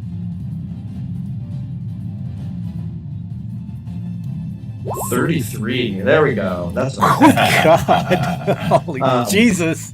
Okay, so that was a nat 20. That was oh my God. Hell yeah. Let's see. Beautiful. Yeah, it probably doesn't even matter if I roll this, but everyone's getting a front row seat to what kind of a liar Grom is. The whole crew. It seems to listen, but at the same time, it looks about and says, The devils make war. The devils we have destroyed. They come with the Serpari. They come with wizards. They come with the dead. They come with the power of the behemoth that lurks within you and your group. And then he glares back up at the cub. Yeah, I mean, if Grom could respond, he will if he has time. I don't know if he has time. At this point, we're kind of paused on the initiative, so y'all actually can move around, and if y'all want to talk while this creature is talking, which probably only Narzag and Grumthor or Grum are the only ones who can understand it right now. Everybody else is hearing all this like, "Ooh, Bazgoth." Yeah, go ahead, guys, if you want to do something, because Grom's just like in the middle of this conversation. Well, Grumthar would get Cylin's attention in anger and point at her and point away for her to flee. Actually, Get away from me. Get away from this. Invisible. yeah, she's invisible, so he wouldn't actually see. So, Well, there's that. That's why Grom isn't gonna be able to point at Uki or at Saz and say, don't do dare turn visible. Yeah, to my last, as far as you guys know, the last thing you saw was me grab her in Dimension Door, and then that's kind of it. Yeah. Well, okay, if I didn't see that, then I'd be really focused back on, is it Kaelin? Where is she? Get us out of here. Where's our path? Where is Kaelin? Kaelin is actually, by this time, she'll probably move. She's here at the top of the mountain is where you see her. And if you tell her that, she'll point over to, well, you don't see him, but she'll point where Saz is. Says, That direction. yeah, that's where we need to go. And she'll probably move about right there. Heading that way, trying to keep an eye. Draw, I guess. I'm going to move him here. And I'm gonna move him about. If he runs, he's gonna crawl up here. There we go. All right. Was my full this action just to get to that spot. Yeah, he dashed up a mountain for Mr. Dave over there. It's like, I was Grom, dashing around I'm it. coming, Grom. He can hear him barely over the wind, but So then, Grumthar would be directing traffic. Then this way, everyone, get out of this. This creature's not our foe. Our foe is buried in this mountain. if Gromthar is making a move that way, this thing will look over at Grom again after he says that about Cub, and then he would point over. Does not weapon. It is possessed of my brother's power. Why does that one carry it? He has no claim over it.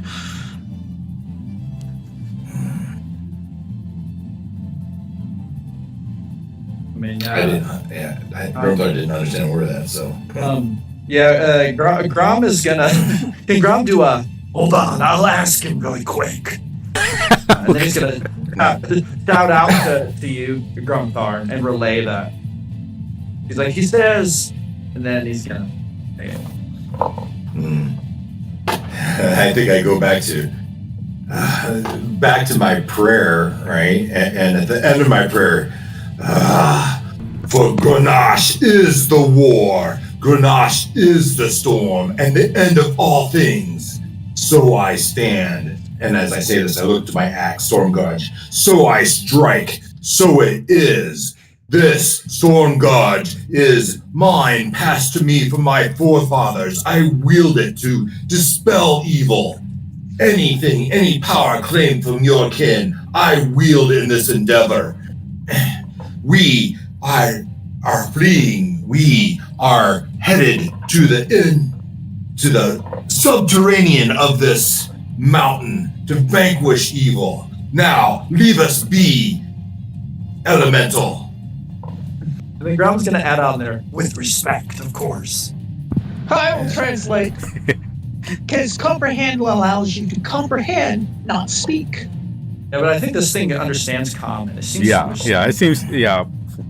it seems to be understanding and talks back, but it talks in his language. I'll just translate, just be useful.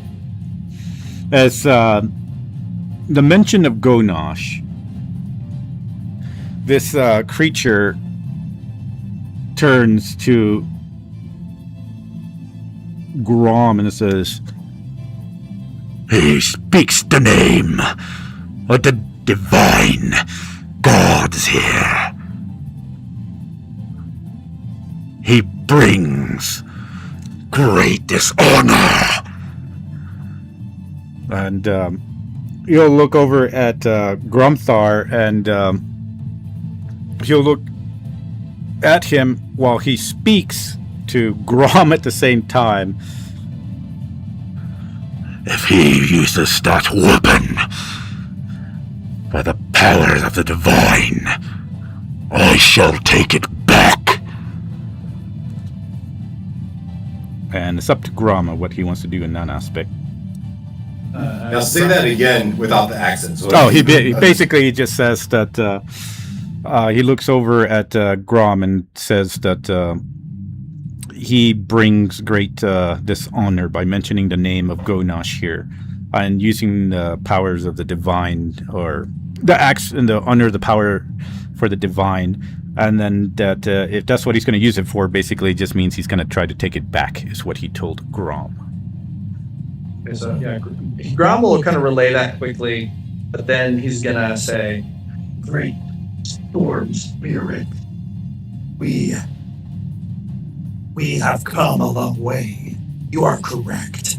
We smell the fires of the hells upon us because we have chased those devils there, and we chase them even now. You may not agree with Grenache. I am not here to argue, but we are his champions, sent to rid this evil from your mountains. I offer a truce. We harm neither you nor your kin. We remove ourselves as soon as possible. In return for safe passage, we eradicate these devil bastards from your midst forever. Do you relay that me wielding Storm Gouge is dishonorable to him? I did relate to him. I did relate to you quickly, kind of what he said before I launched into this. But the only person who would understand Grom saying this, Grom's saying this in common, so you all hear this. Yeah. So I think as Grumthar begins to understand that he is insulting this creature, this elemental, I think Grumthar will. Great power of storm. I have options as I stow my axe and I draw Whisperfang. If it appeases you, Great Storm, I will wield this weapon in its stead. And it'll look at Grom and says, The one who follows is Gonash, the one who we helped, the one who also forgets, like the great god, like all the gods that we primordials helped create, forge the bones of Solar. They turned their backs. They let great calamity fall upon the world we both created. They are worshipped while the primordials are forgotten. The power of my brother lingers within the ox. I should want to know why he carries it. Rigvar was the only one blessed with such gift from the brother that lives within the oceans, the brother that controls the waters, the animals, the great turtle. He says, if he wishes, there will be a test. If he passes the test, you may proceed. Yeah, Grom is going to just bow and he's going to say, He wields this blade as the leader of the Crimson of Bazgoth. And yes, he wields this weapon to honor your kind. You are right. Now you would also know. I think if I picked up, William, you said Ragava was given this axe. Did I hear that? Yeah. Yeah. So, Grom, you might remember this story. I probably told it many times, right? Ragava is my grandfather. So his blood is in my veins. Oh, okay. Okay. So I would slightly amend that then, and I would say, Not only is Grumthar our leader, but he is the grandson of Ragathon. His blood runs through his veins, strong and mighty. And then he'll say, You are right. The gods do not give you your due. I find this very distasteful. I believe Grumthar would gladly submit to your test. Let it be so. This good bloodline of Ragvar. I understand what I do not understand as to why you walk with one of the behemoth bloodline. The behemoth, the great opposite of creation.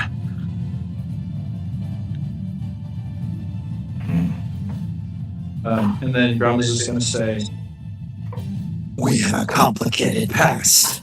We are all powerful from different ways. Sometimes, in times of war, you must call together great powers. But let me promise you, we are not allied with this behemoth. I can guarantee you that. Just as we're not allied with these devil bastards. I am the enemy of all devils. Then kill the one who carries the disease, and you shall pass. For the devils on the Safari all carried the disease, and they all are dead now. And then it steps back, and its eyes lingering upon Grumthar and then Cub. It says, Proceed. Should he win, he may awaken the power of my brother within the weapon. Should he fail, I reclaim the weapon, and none shall pass. Is Grum hearing this right? He wants Grumthar to kill Cub, and then we can pass. yes. Grum's gonna walk over to Tarnik and Grumthar. And he's gonna kind of look over his shoulder at Cub as if trying to whisper so Cub can't hear. And he's gonna fill them in. And I'll look to Tarnik and I could kill Cub. Or at least try. I can bring it back. Grum is gonna say, I could also bring him back, but it would be better if I saved my power for a time of greater need. This might be the time of greater need.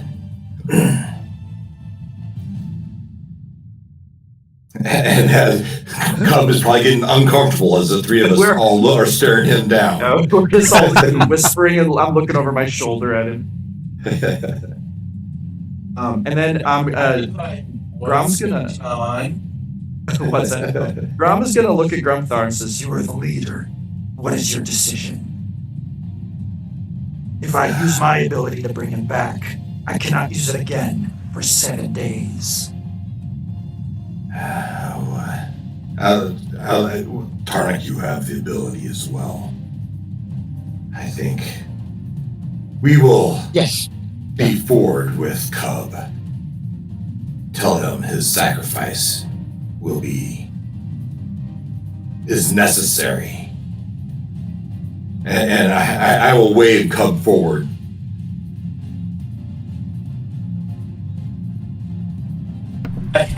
Roach. Oh, I think your mic might be cutting out, unless it's just my speakers. I don't know. Oh, can you hear me? Oh, there we go. I think I can. Alright. So I'm like, what's going on? You carry the disease that has killed the kin of this elemental.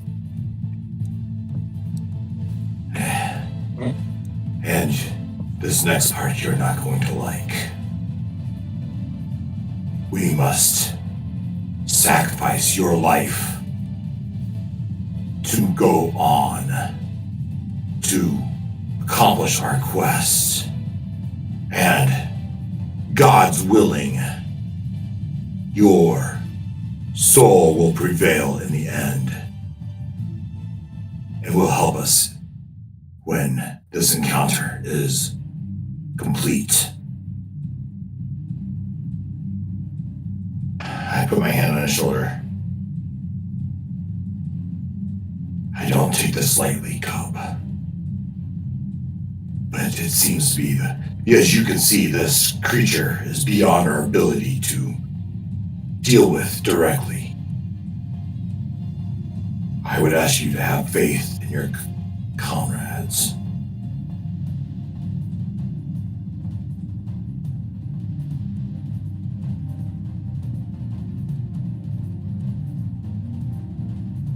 Long, awkward silence. Grum just looks awkwardly, like side eyes Cub, just like awkwardly staring at him in a creepy manner. And I'm gathering Cub is by the group route, right? Like, that's the creature.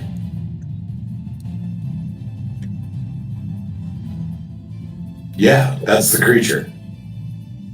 The one the size of a castle.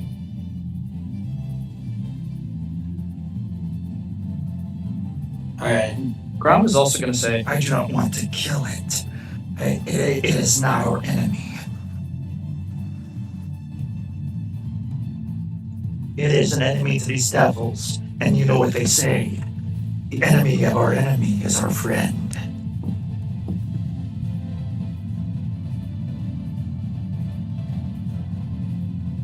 There won't be no need of that process.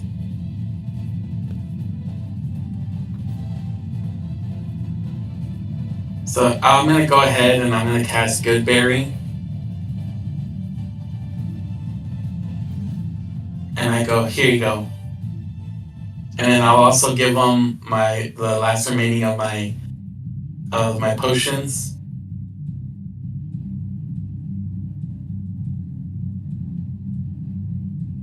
And I walk over to Silent. Well, Silent's invisible, so you won't be able to see her, unfortunately, yet. Okay. I was like, by any chance, where's Silent? Actually, nobody knows where they are. Grom's going to whisper, I do not know, probably with Saz, and he should not show himself yet. It is likely through wisdom that he's remaining out of sight. Alright then. Then I take out my bag and I give this to her. Oh my god. That freaked me out.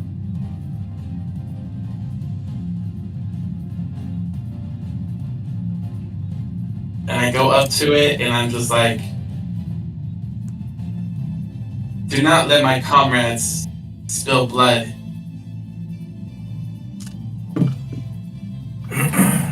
Of other comrades. I will offer my life for you to take.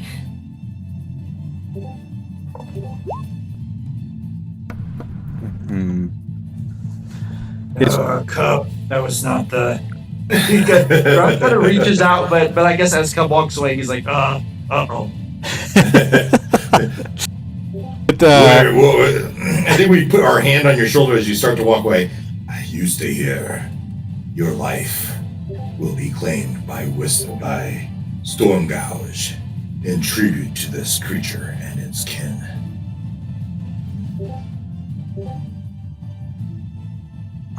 No, thank you. Look, I've done a lot of bad things in my life. I now know what I did in my past. I don't want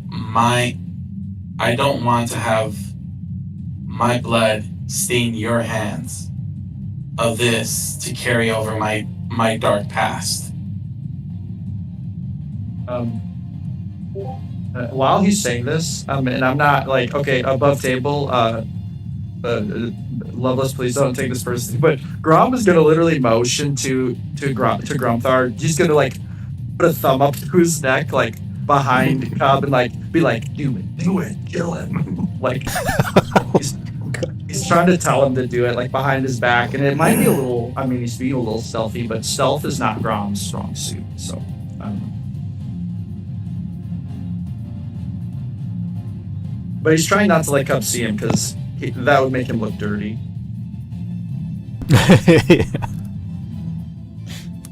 Anyway, continue. And Grumper looks at Grom and just shakes his head and says, Cub, you do what you have to do. And lets you walk into the storm. And we'll see what fate brings. Speaking of storms, jeez. Now I see what the alert was for. That imminent danger. Freaking wind is going crazy outside. Yeah, I just got that too. You feel it? Oh my god. I'm in the second story over here and it's like actually making the floor move. All right. So, Cub, I guess, are you going directly toward the elemental? Yes. All right. As I go up to it itself, or when I go up to it, I guess, or I go up to it and I go, and I tell it, it's like, grant them whatever blessing, and in exchange, my life is yours to take. Do not let their hands stain by my tainted blood. My past was forgo and given a second chance by the great goddess of Tia, or in your land, Ishwal. I offer my life to end, and in return, I expect my comrades to be saved and venture forth for whatever happens. I'm gonna have you roll a persuasion. I can assist with translation. I'm useless. Would it be possible for Grom? Is it too late for Grom to give a bardic inspiration to Cub? No, I guess if he wants to give him, he could do it. Is he in range? I would need to be within 60 feet. Oh, okay. Yeah, you're good. So then I'll get advantage with the assistance on him translating. Yeah, well, no, you would get a D12 bardic inspiration. Oh no, but I'm saying, but Narzak is translating it for me, right? Yeah, it's a help action, basically. Okay, and then I'll just add myself a guidance.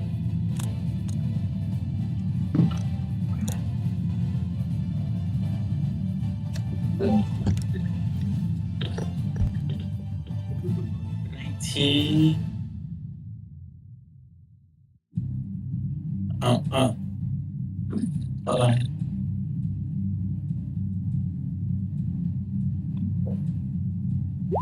Forgive me, DM, if I can't translate like you can.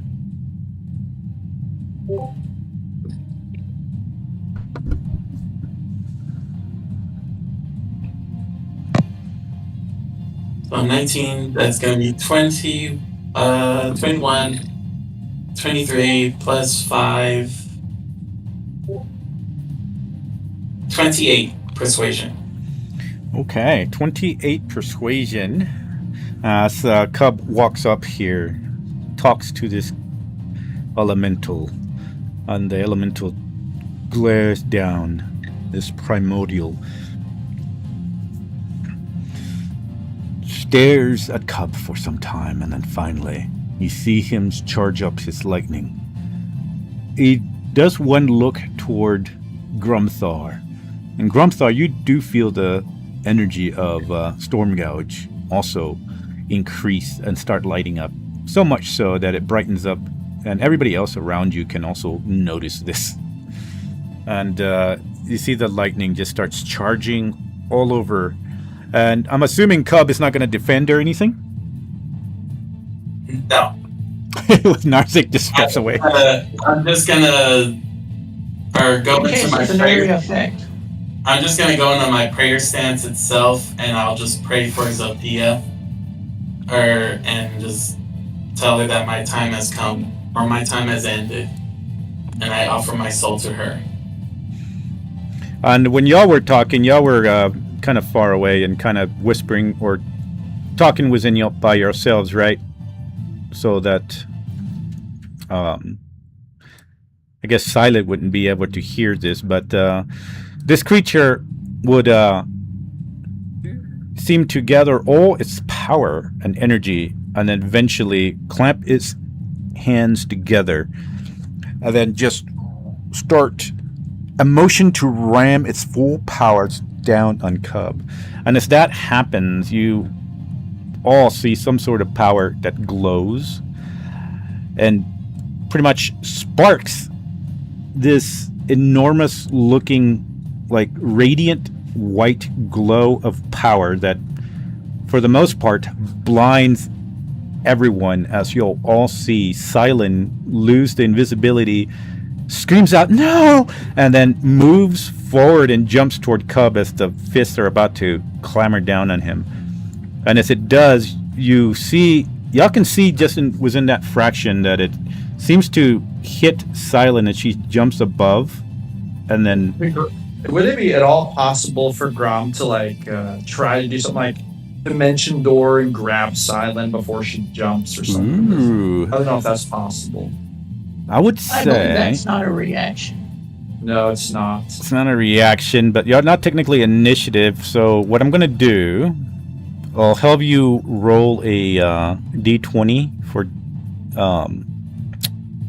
against my d20, and you can add your let's see.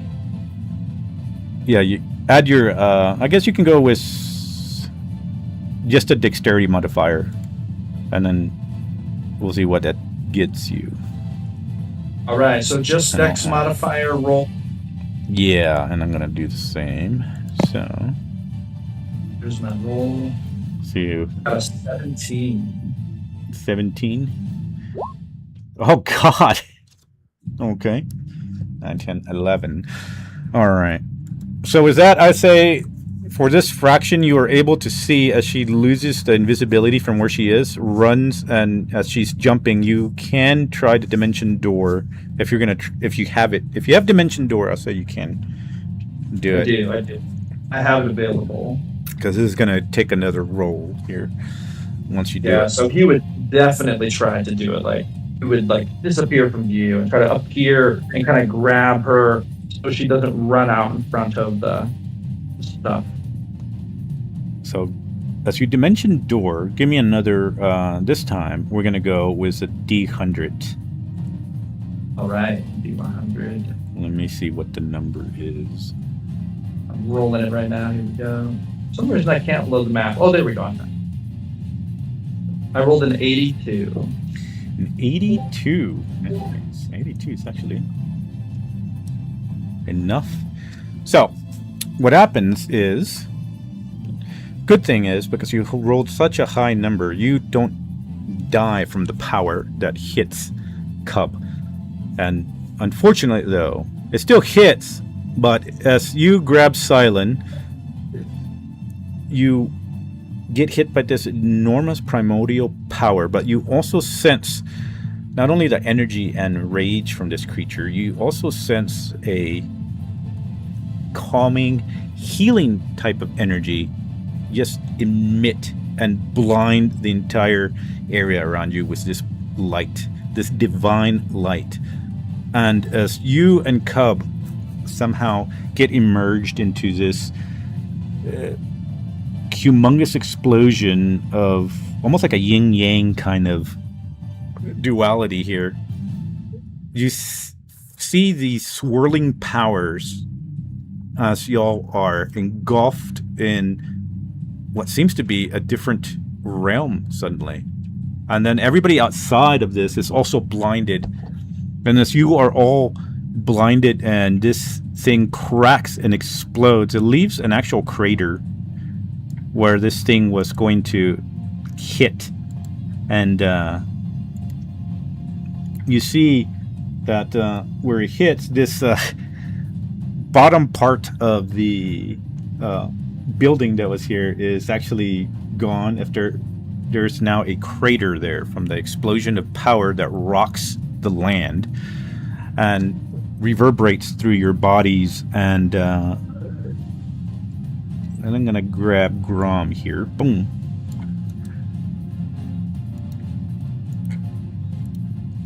And you don't see Cub, Grom, or Silent, or the elemental creature. And at this point, the light was so blinding that it takes maybe a few seconds, maybe about 10 seconds for everybody's blindness to finally disappear. And you see that there's actually cracks emerging from the crater. Oh, my eye! Help! My dark vision! What do you guys do when you see that happened? And for Storm Gouge, though, I will say that it calms down. It seems that the link to whatever it was is somehow not near enough for it to be activated. You sense the agitation and the increased power of it fall to sleep, maybe, in a sense, and it calms down. But y'all are all there standing, and y'all see this. Precipice. Oh. So, where's... Cub is gone? His body's not there? Nothing. Cub and Grom and Silent and, yeah, the Elemental are all gone. And I looked... And they went down... Did they go down into this Parabus, this hole? No, it's just a crater from the explosion that happened when Silent confronted or stopped the attack. Pretty much it connected with whatever Silent was doing when she was kind of glowing a little bit. And the impact is what created this explosion and left a crater. Yeah, I think Grumclar would run down to the bottom of it, looking around for any signs. Those foul creatures, where'd they go? Draw like a little... Yeah, so this would be where the crater was left, where that thing punched at Cub. When Silent intersected it, and then Grom also intersected it. Fools. Dave Barney gets up on Shiv and he looks around. Well, I don't have to worry about that annoying little dwarf and being nice to elves anymore, do I?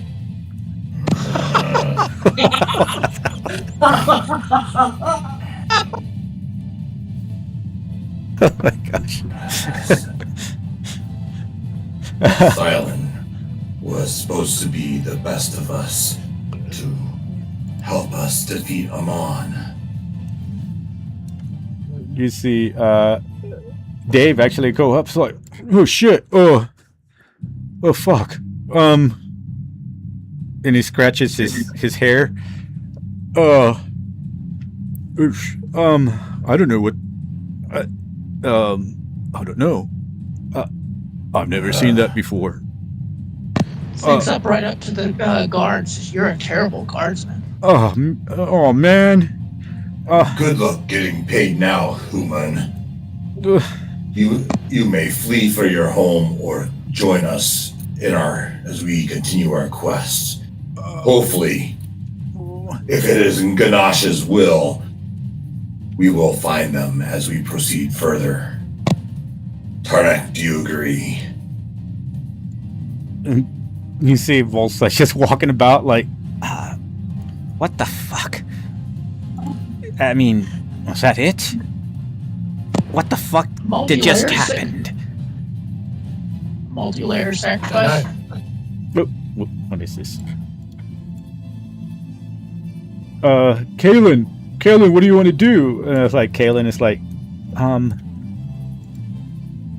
well, I guess we still have to lead you guys, right?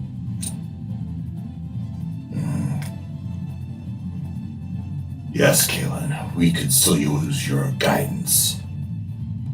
But for Dave, your value here has diminished.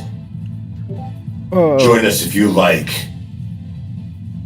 Flee if that's your preference. Well, I don't flee, and I don't really know how to get back without Kalen. So, all right. Yeah, I'll just go with you guys until you get to where you need to go, and then me and Kalen can head back, I guess. Man, that's crazy. They just disappeared. Does this happen all the time? Weird shit happens all the time. How about Saz? Does he just stay invisible too? Still? So depending on how much of the conversation Saz could hear from the distance he was, I was just acting under the guise of Saz didn't want to watch this, so he took far distance as he could while being invisible and looked the other way. and then heard that massive explosion, dropped it, turned around, and they're just standing there looking at the aftermath. Yeah, Dave would kind of looks over at you, and then Volsa is still like standing there, and it's like, oh, fuck. This shit is fucking getting out of control. Whatever. All right. It will likely get worse before it gets better. And she looks over. Nazak. Can you track Yes. If there's no invisible things? If they leave tracks in the snow, yes, I can track it. If they have a scent, I can track it. If they disappear out of existence, I can't track it. Does that make sense, boss? It makes sense, but what Do can you your tell me? do Go your over and checks. investigate it.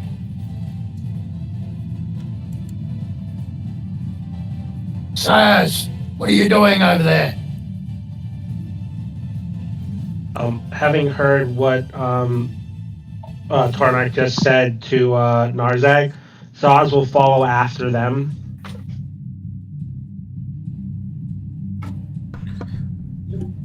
All right, what does Narzag wish to do? Since I suck at Arcana, I'm going to do what I can do. Nature checks. Not as great as the Druid, but I can do a nature check. Okay. And Dice God said I got a 17. 17.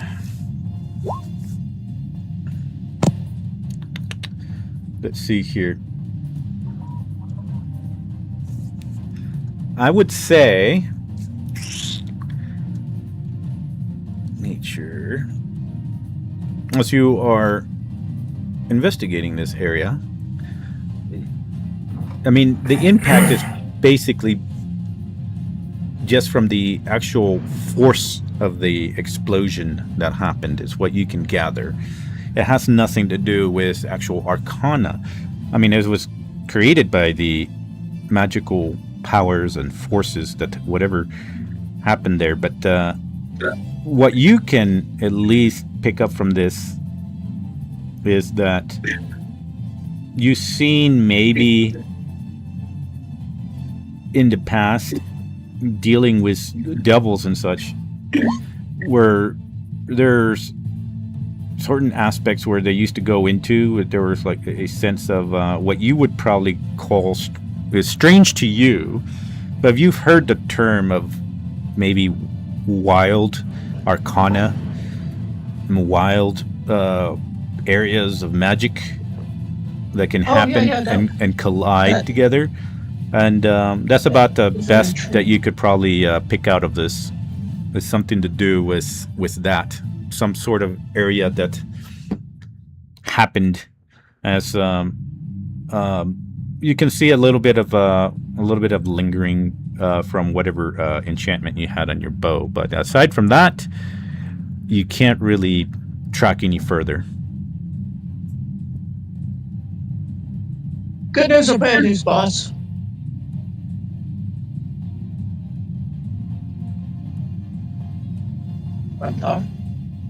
Yeah. You didn't tell me the news. Oh, you're asking me which? Just give it to me straight, Narzag. Oh. Okay. Bad news is I can't track any further, but it's some sort of wild magic surge that happened. The Feywild also has something like that, and I've been in dreams with Militharla, which has a wild zone. Team, we can camp here in the crater of this and cry over our lost comrades, or we could press forward in their name and pursue our quest. I would choose to proceed, but if the rest of you would like to stay here, I will understand. How about Saz? What is Saz doing after Narzak does his thing? Saz is going to try and cast Detect Magic on the crater and see if he can get anything else magical from this. Ooh. Interesting. Interesting. All right. So as he casts that, bless it.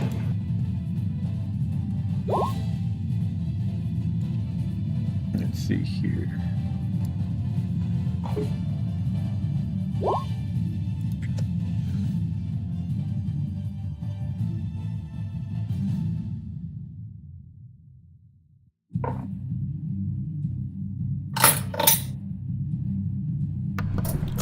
All right. So what I'm going to have you do is roll me a D100.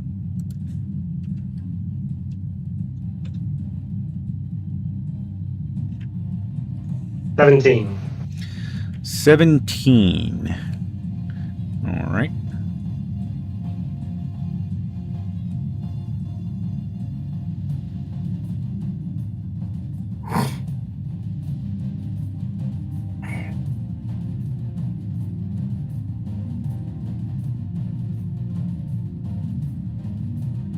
Your size decreases by 1 category for the next 10 minutes. So I think you're what, medium? I don't remember. I think so. So I'm not now. You're small now. Wild magic zone. So everybody sees Saz over here suddenly shrink. Did you do that on purpose? Does Saz know that that's what just happened?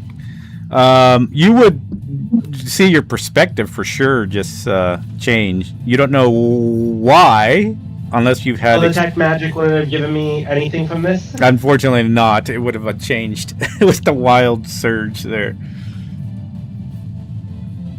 But you can you do notice your perspective change as you shrink. Yeah, Saz will move to the center of the crater and they're pissed. So as stupid as this is, they're not thinking clearly, and Saz is just going to scream at the top of their lungs on this mountain inside a crater, "What was the point?" and cast Cone of Cold just up into the air. Oh my god, okay. Roll me a D100 again.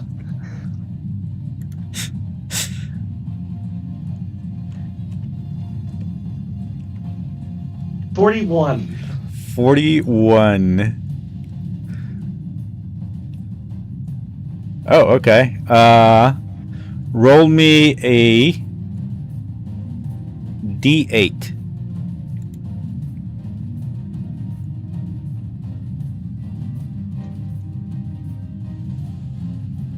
No.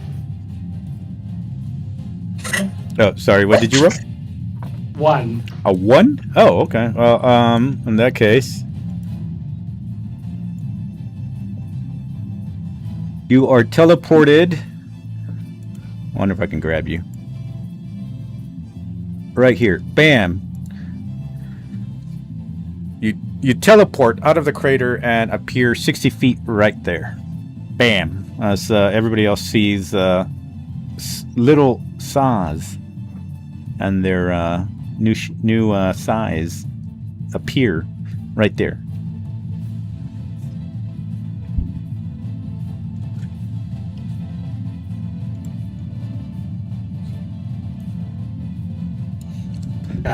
That's gotta be enough information.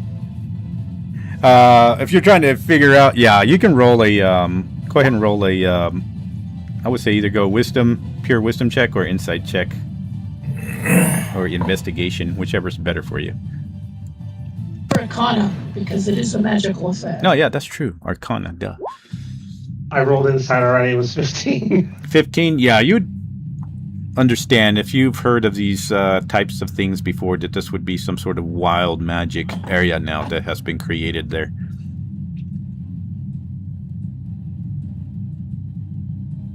Oh God. Okay, I'll slither over to everybody else and just go in front of Grumthar As you God pass dang, Dave, how tall is that Dave, baby now? Dave yelps as he lifts his foot and says, it's a snake! This snake can still disintegrate you. It's the talking snake! I don't know if anybody Oh my does. God, you're a talking. Sorry. Oh my God, you're a talking human. And he just kind of like stays there where Saz moves to the group. Kaylin just walks over, pats him. It's okay, Dave. It's Saz. And but anyway, yes, continue. A magic field. They've clearly disappeared from this place. I suggest we do the same. I would not like to find out what else this could do.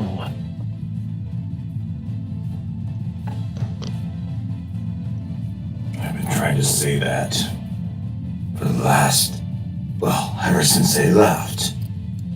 Kayla, lead us out of here. Kayla was like, starts moving. Let's see here. Oh, 1 second, guys. Give me 2 minutes really quick. And as y'all are starting to move, we're going to jump in with the other guys. But 1 second, really quick. When everyone moves off, if Grumthar and I are the last ones in the back, he's going to very seriously look up at you and ask, So, are we still in a no-go on the eating Dave?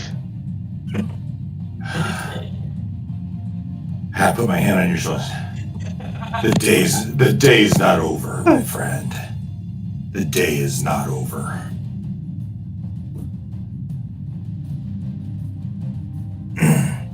I'm not taking that as a no.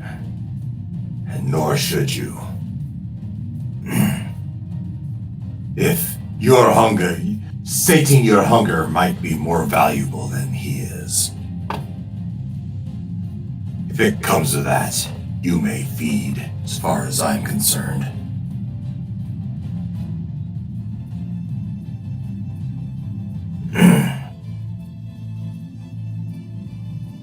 Alright, I'll be back in just 30 seconds.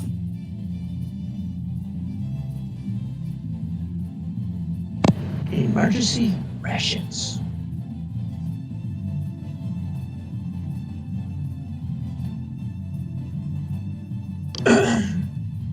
We're all mediators here.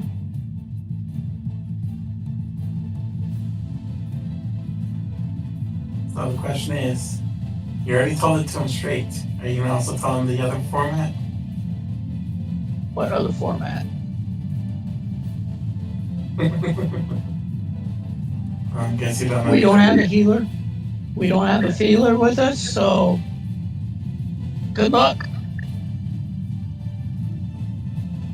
Oh, we're down by a lot of healers. Well, I mean, you do have a healer. isn't she like a half healer? Isn't she like a fighter or something? Yeah. Oh, okay. She's a cleric fighter. Sorry, I'm back. They were just checking up on me, make sure I was okay from this crazy storm, I guess. All right. And so anyway, y'all decided to move forward. Yes. Okay. So as y'all are moving forward, before I change that, let me do something here. Nope. And another demi play. Will this work here? Uh-oh.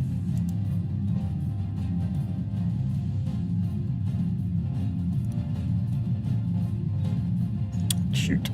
Dang, that wind is crazy. Oh, man. I didn't want to go there. It's calm over here. Really? That's crazy. Yeah. This weather's weird. This darn laptop. So different from my computer.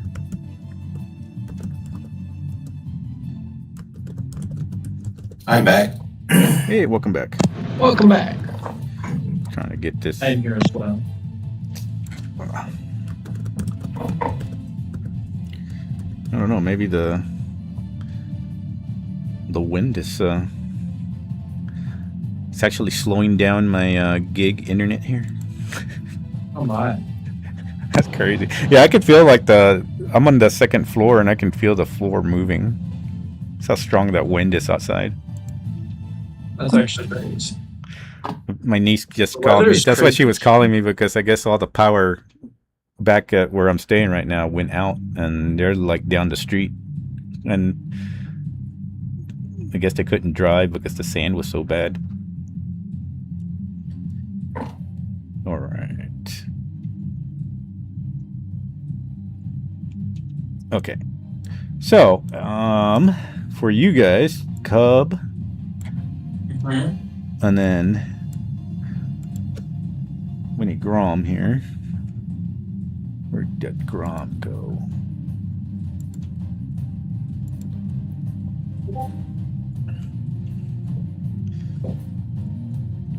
What the heck? Sorry, I'm completely lost when it comes to my laptop. It doesn't have all the correct features that my main computer does. But I didn't want to take my entire computer up here, so I get you. it's a big, heavy computer. Well, it's not heavy, but it's a lot to move. I'll replug and then take it back to the house and replug over there. I want to get me a new laptop here soon. All right, let's go with Grom. Got the big guy. We got Silent. All right. There we go. We got them. For y'all jumped into, or at least Grom, did you have your eyes closed, Cub, as this was happening? I kind of did just because, I did because I was like I closed my eyes because I was accepting death, so I kind of just like, I better just close my eyes and accept death and do my final prayer. So all you felt was and sensed was this bright light. Didn't see what happened with Grom and all the other stuff. No. I can't. For right now, we're gonna go ahead and do this. CS4.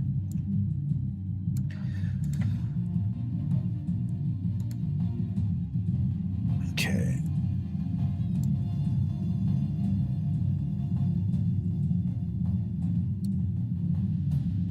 The bright light finally eases, and for Grom at least, you're able to finally see as the light disappears and your vision returns to normal, because all you saw is you arrived in time as Silent jumped, but you saw her glowing. Her eyes were bright, golden divine kind of bright, and then you saw the hands formed like a hammer of this elemental come down on Cub, but Silent was able to intercept as you were able to intercept Silent. Unfortunately, it was not fast enough, but it hit, and there was a power that emanated out of Silent that seemed to have just almost formed like a dome as the hit basically collided, and you saw these merging and swirling of powers.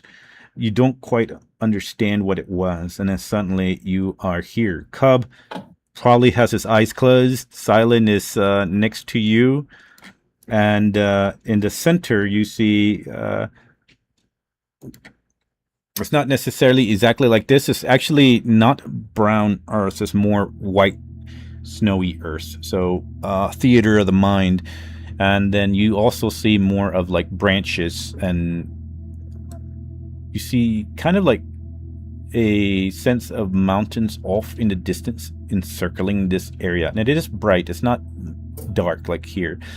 And in the center, you see an old man, kind of sitting down, cross-legged, in a meditative, like, posture, hovering about 5 feet off the ground.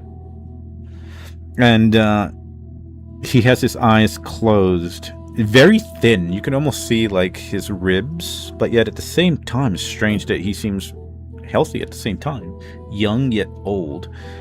Long beard,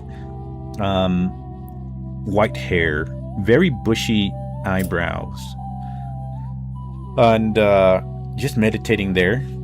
And Cub, I guess it's up to you if you open your eyes, but that's what you and Silent see, Grum. And the floor is y'all's. I go ahead and I was like, I kind of like open one eye, and then I'm like, and then I open both eyes, and then I fully open, and I'm like, I look around, and I'm like, am I dead? Zathia? Silent looks over, and if anybody's looking at Silent seems to be actually glowing. Her eyes are not as bright as you remember them, Grom, when she first intercepted the hit, but they still have some sort of glow. Her hair is actually silver instead of blonde right now.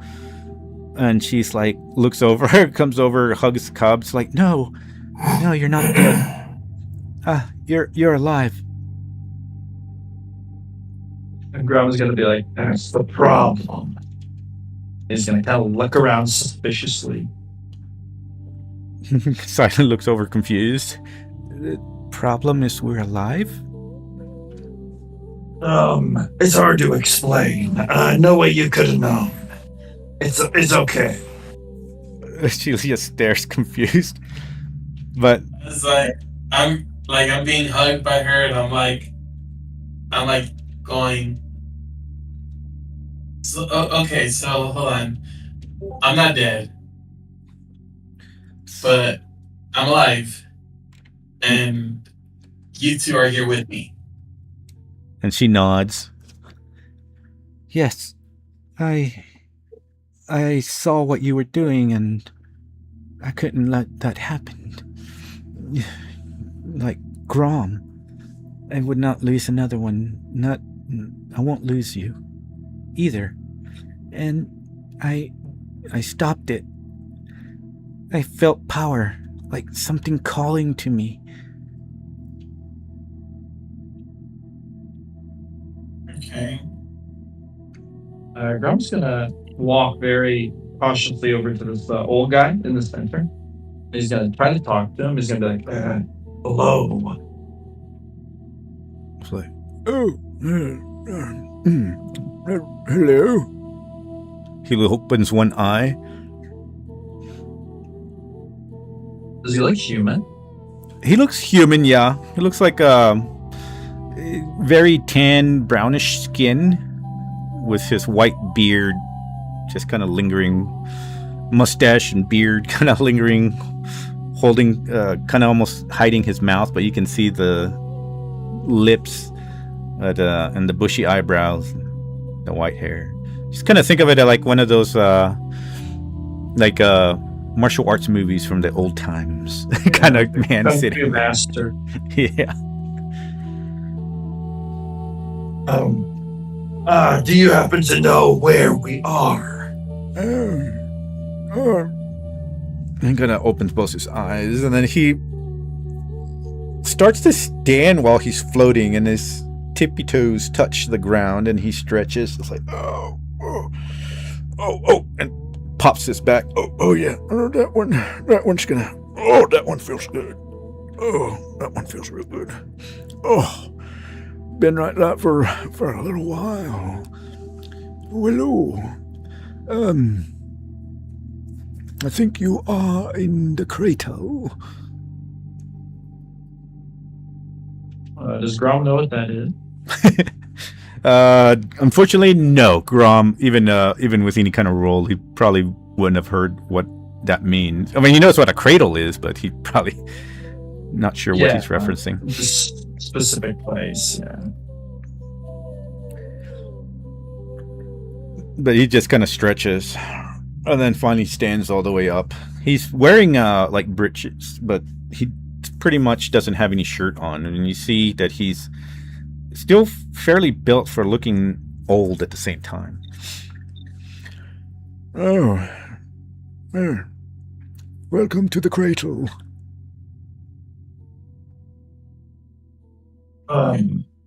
What is the cradle?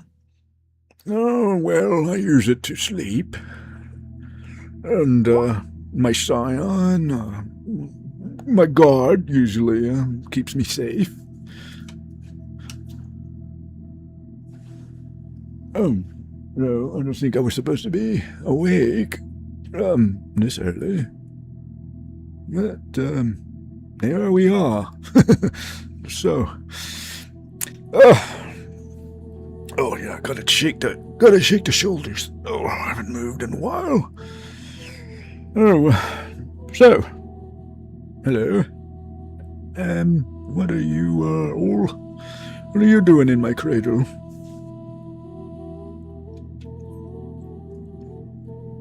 Brom's gonna say, I'm not sure. I did not expect to show up here. And we were in. what is the name of that country we were in? Like South Sengoria or Polaria or Polarian Mountains? Yeah, the Polarian Mountains. Okay. We were in the Polarian Mountains. Oh, Polarian Mountains. I do love the Polarian Mountains. They're so nice. Oh, good seasons. I forged them. What was it? Oh, actually, I don't know how many years have passed. How many years have passed? Grom's gonna look over at Cub and say, Do you know how many years have passed? No, I don't. You're kind of asking the wrong person about that. Oh, well. All right. Well, I don't know either. I've been sleeping for a little while. Seems maybe a little bit of time has passed, or maybe a lot. Well, no one can really know, I suppose, when you're asleep. You're always dreaming. They say dreams can last millions of years when you're sleeping.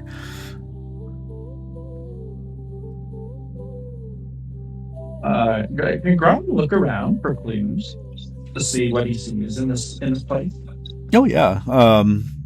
Same as pretty much.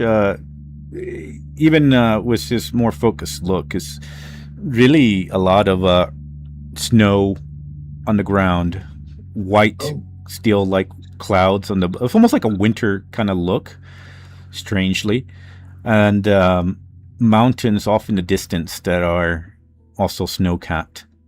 Very different from where y'all were compared. Well, y'all were in snow, but this is more flat land. So this doesn't look like we're in the same mountains? No, not at all. You can tell off in the distance that some of the clouds actually start forming together. This looks like there's a storm off in the distance, but everywhere you look, it's like you're in the eye of calmness right now. Like it's calm wherever you are. At this moment, I'm just gonna go. It's like, okay, so running it all back here. All right. I offer myself as a sacrifice to be killed by the primordial elemental. Because I don't want blood being spilled on my friends here. Of course, granted that sounds honorable.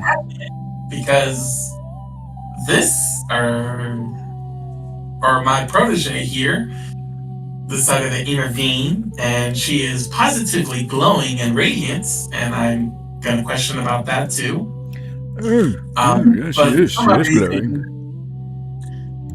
That didn't work out, then I guess my question is, what are you doing here, Grom?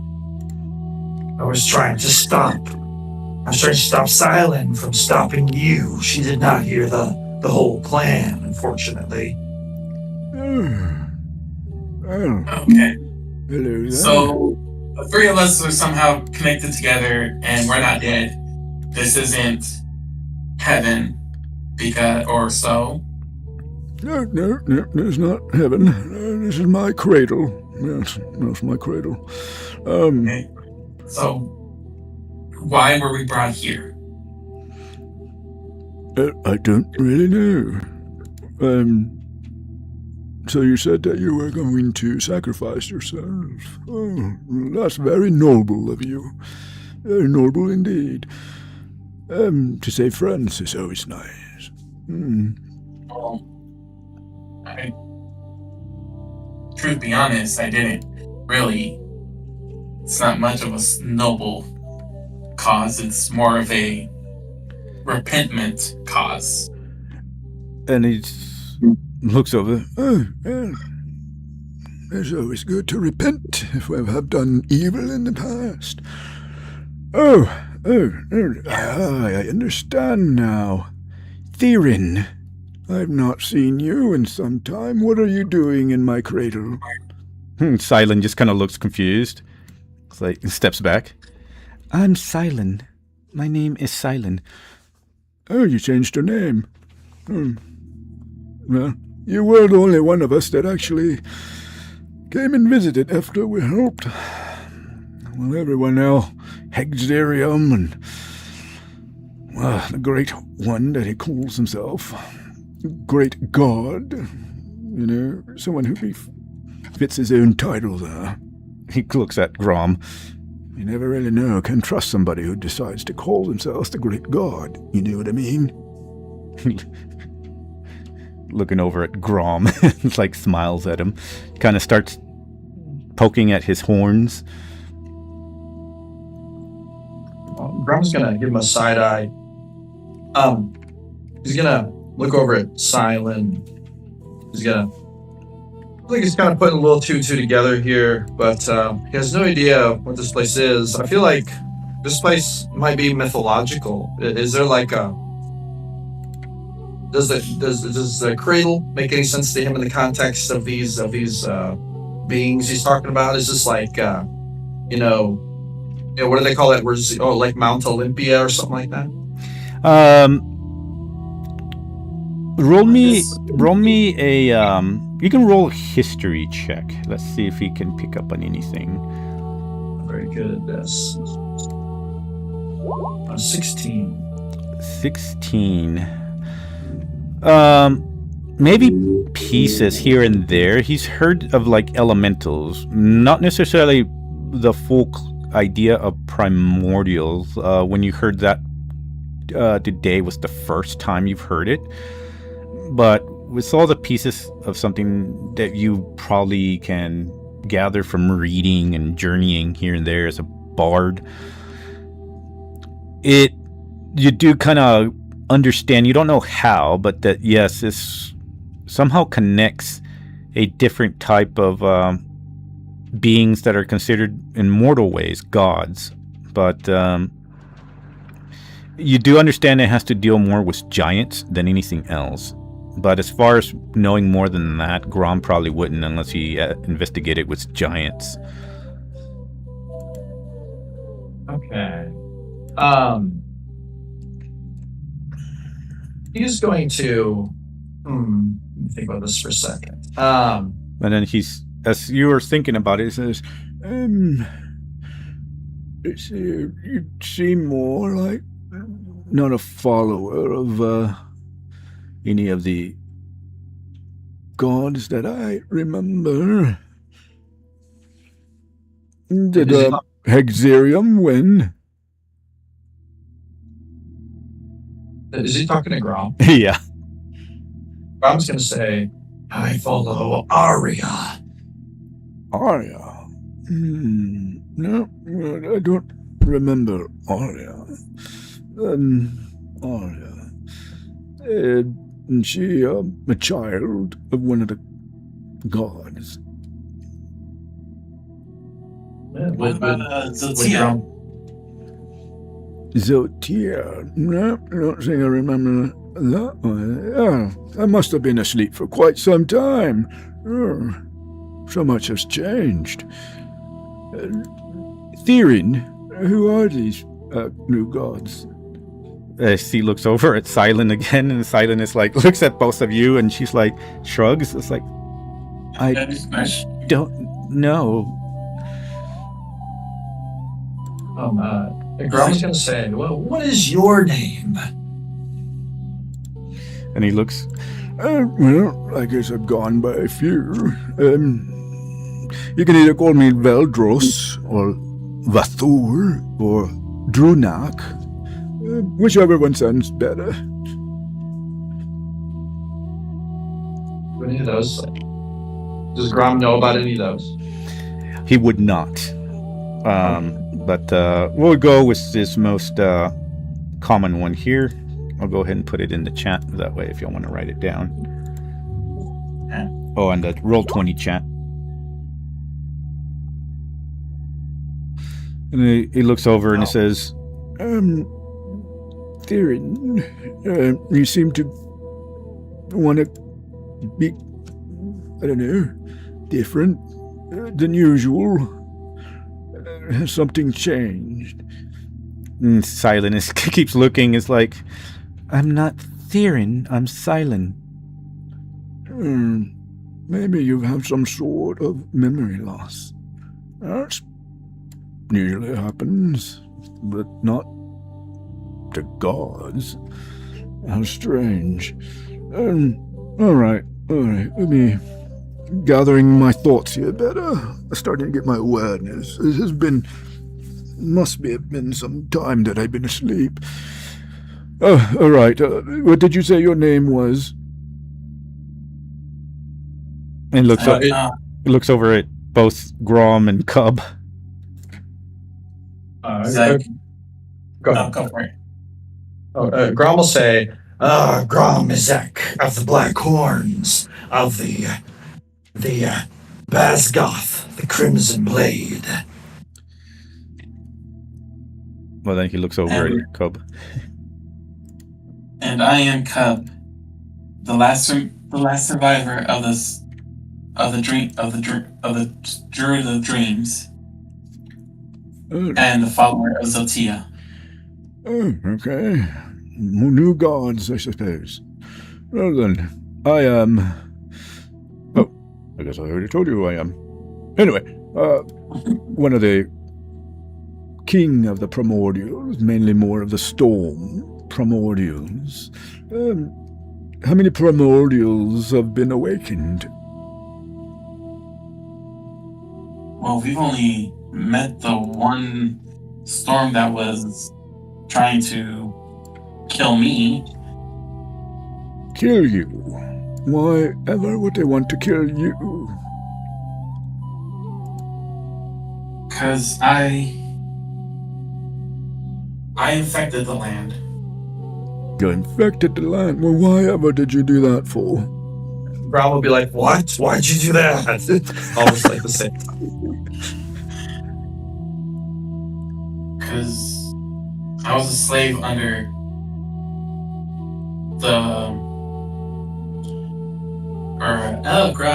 I forgot his name. Are you talking about Anam? I was a slave under Anam. Oh, how awful. Who's Anam? A undead lich monster that's plaguing our lands. Oh, that sounds simply awful. Well, are you a slave now? No. Oh, that's good. I was saved by Zotia. Oh. Grom's gonna be like, you were what? He's gonna turn to look at you, a pretty serious look. Well, that's what I'm saying. Oh, that's very strange. Well, I wanted to tell you sooner, but you were so distracted on everything else with everybody else and everything, and that you never gave time to like sit down and talk to me and everything. Grom's gonna be like, Oh, you don't think that would be an important little detail? Oh, hey, by the way, Grom, I used to serve our arch mortal enemy, the one who's trying to destroy the world. Seems like a small detail to let slip. Oh well, yeah. At first, I didn't know because I had amnesia. That's awfully convenient. Grom's looking pretty grumpy right now. Like I had no memory. I had no memory about it itself. And you know who took my memory? My goddess Zotia. She took it to give me a second chance at life because I fucked up. I killed my own druid clan. Okay, I infected the land itself over there in the Darklands itself. I made it worse. And in return, Zotia saw promising in me, and she took me in and took away my memories of my past and reforged me to be under her wings. What a complicated story. Oh, that even makes me think really hard. Gives me a headache. I just woke up, everyone. Let's try to keep the drama down. Theorin, I guess this is why you're here with them, in order to give them a new rebirth. Phoenix and all that. Yeah, I can see why the goddess of rebirth and everything is always with you. All right. Starting to try to think of everything together here.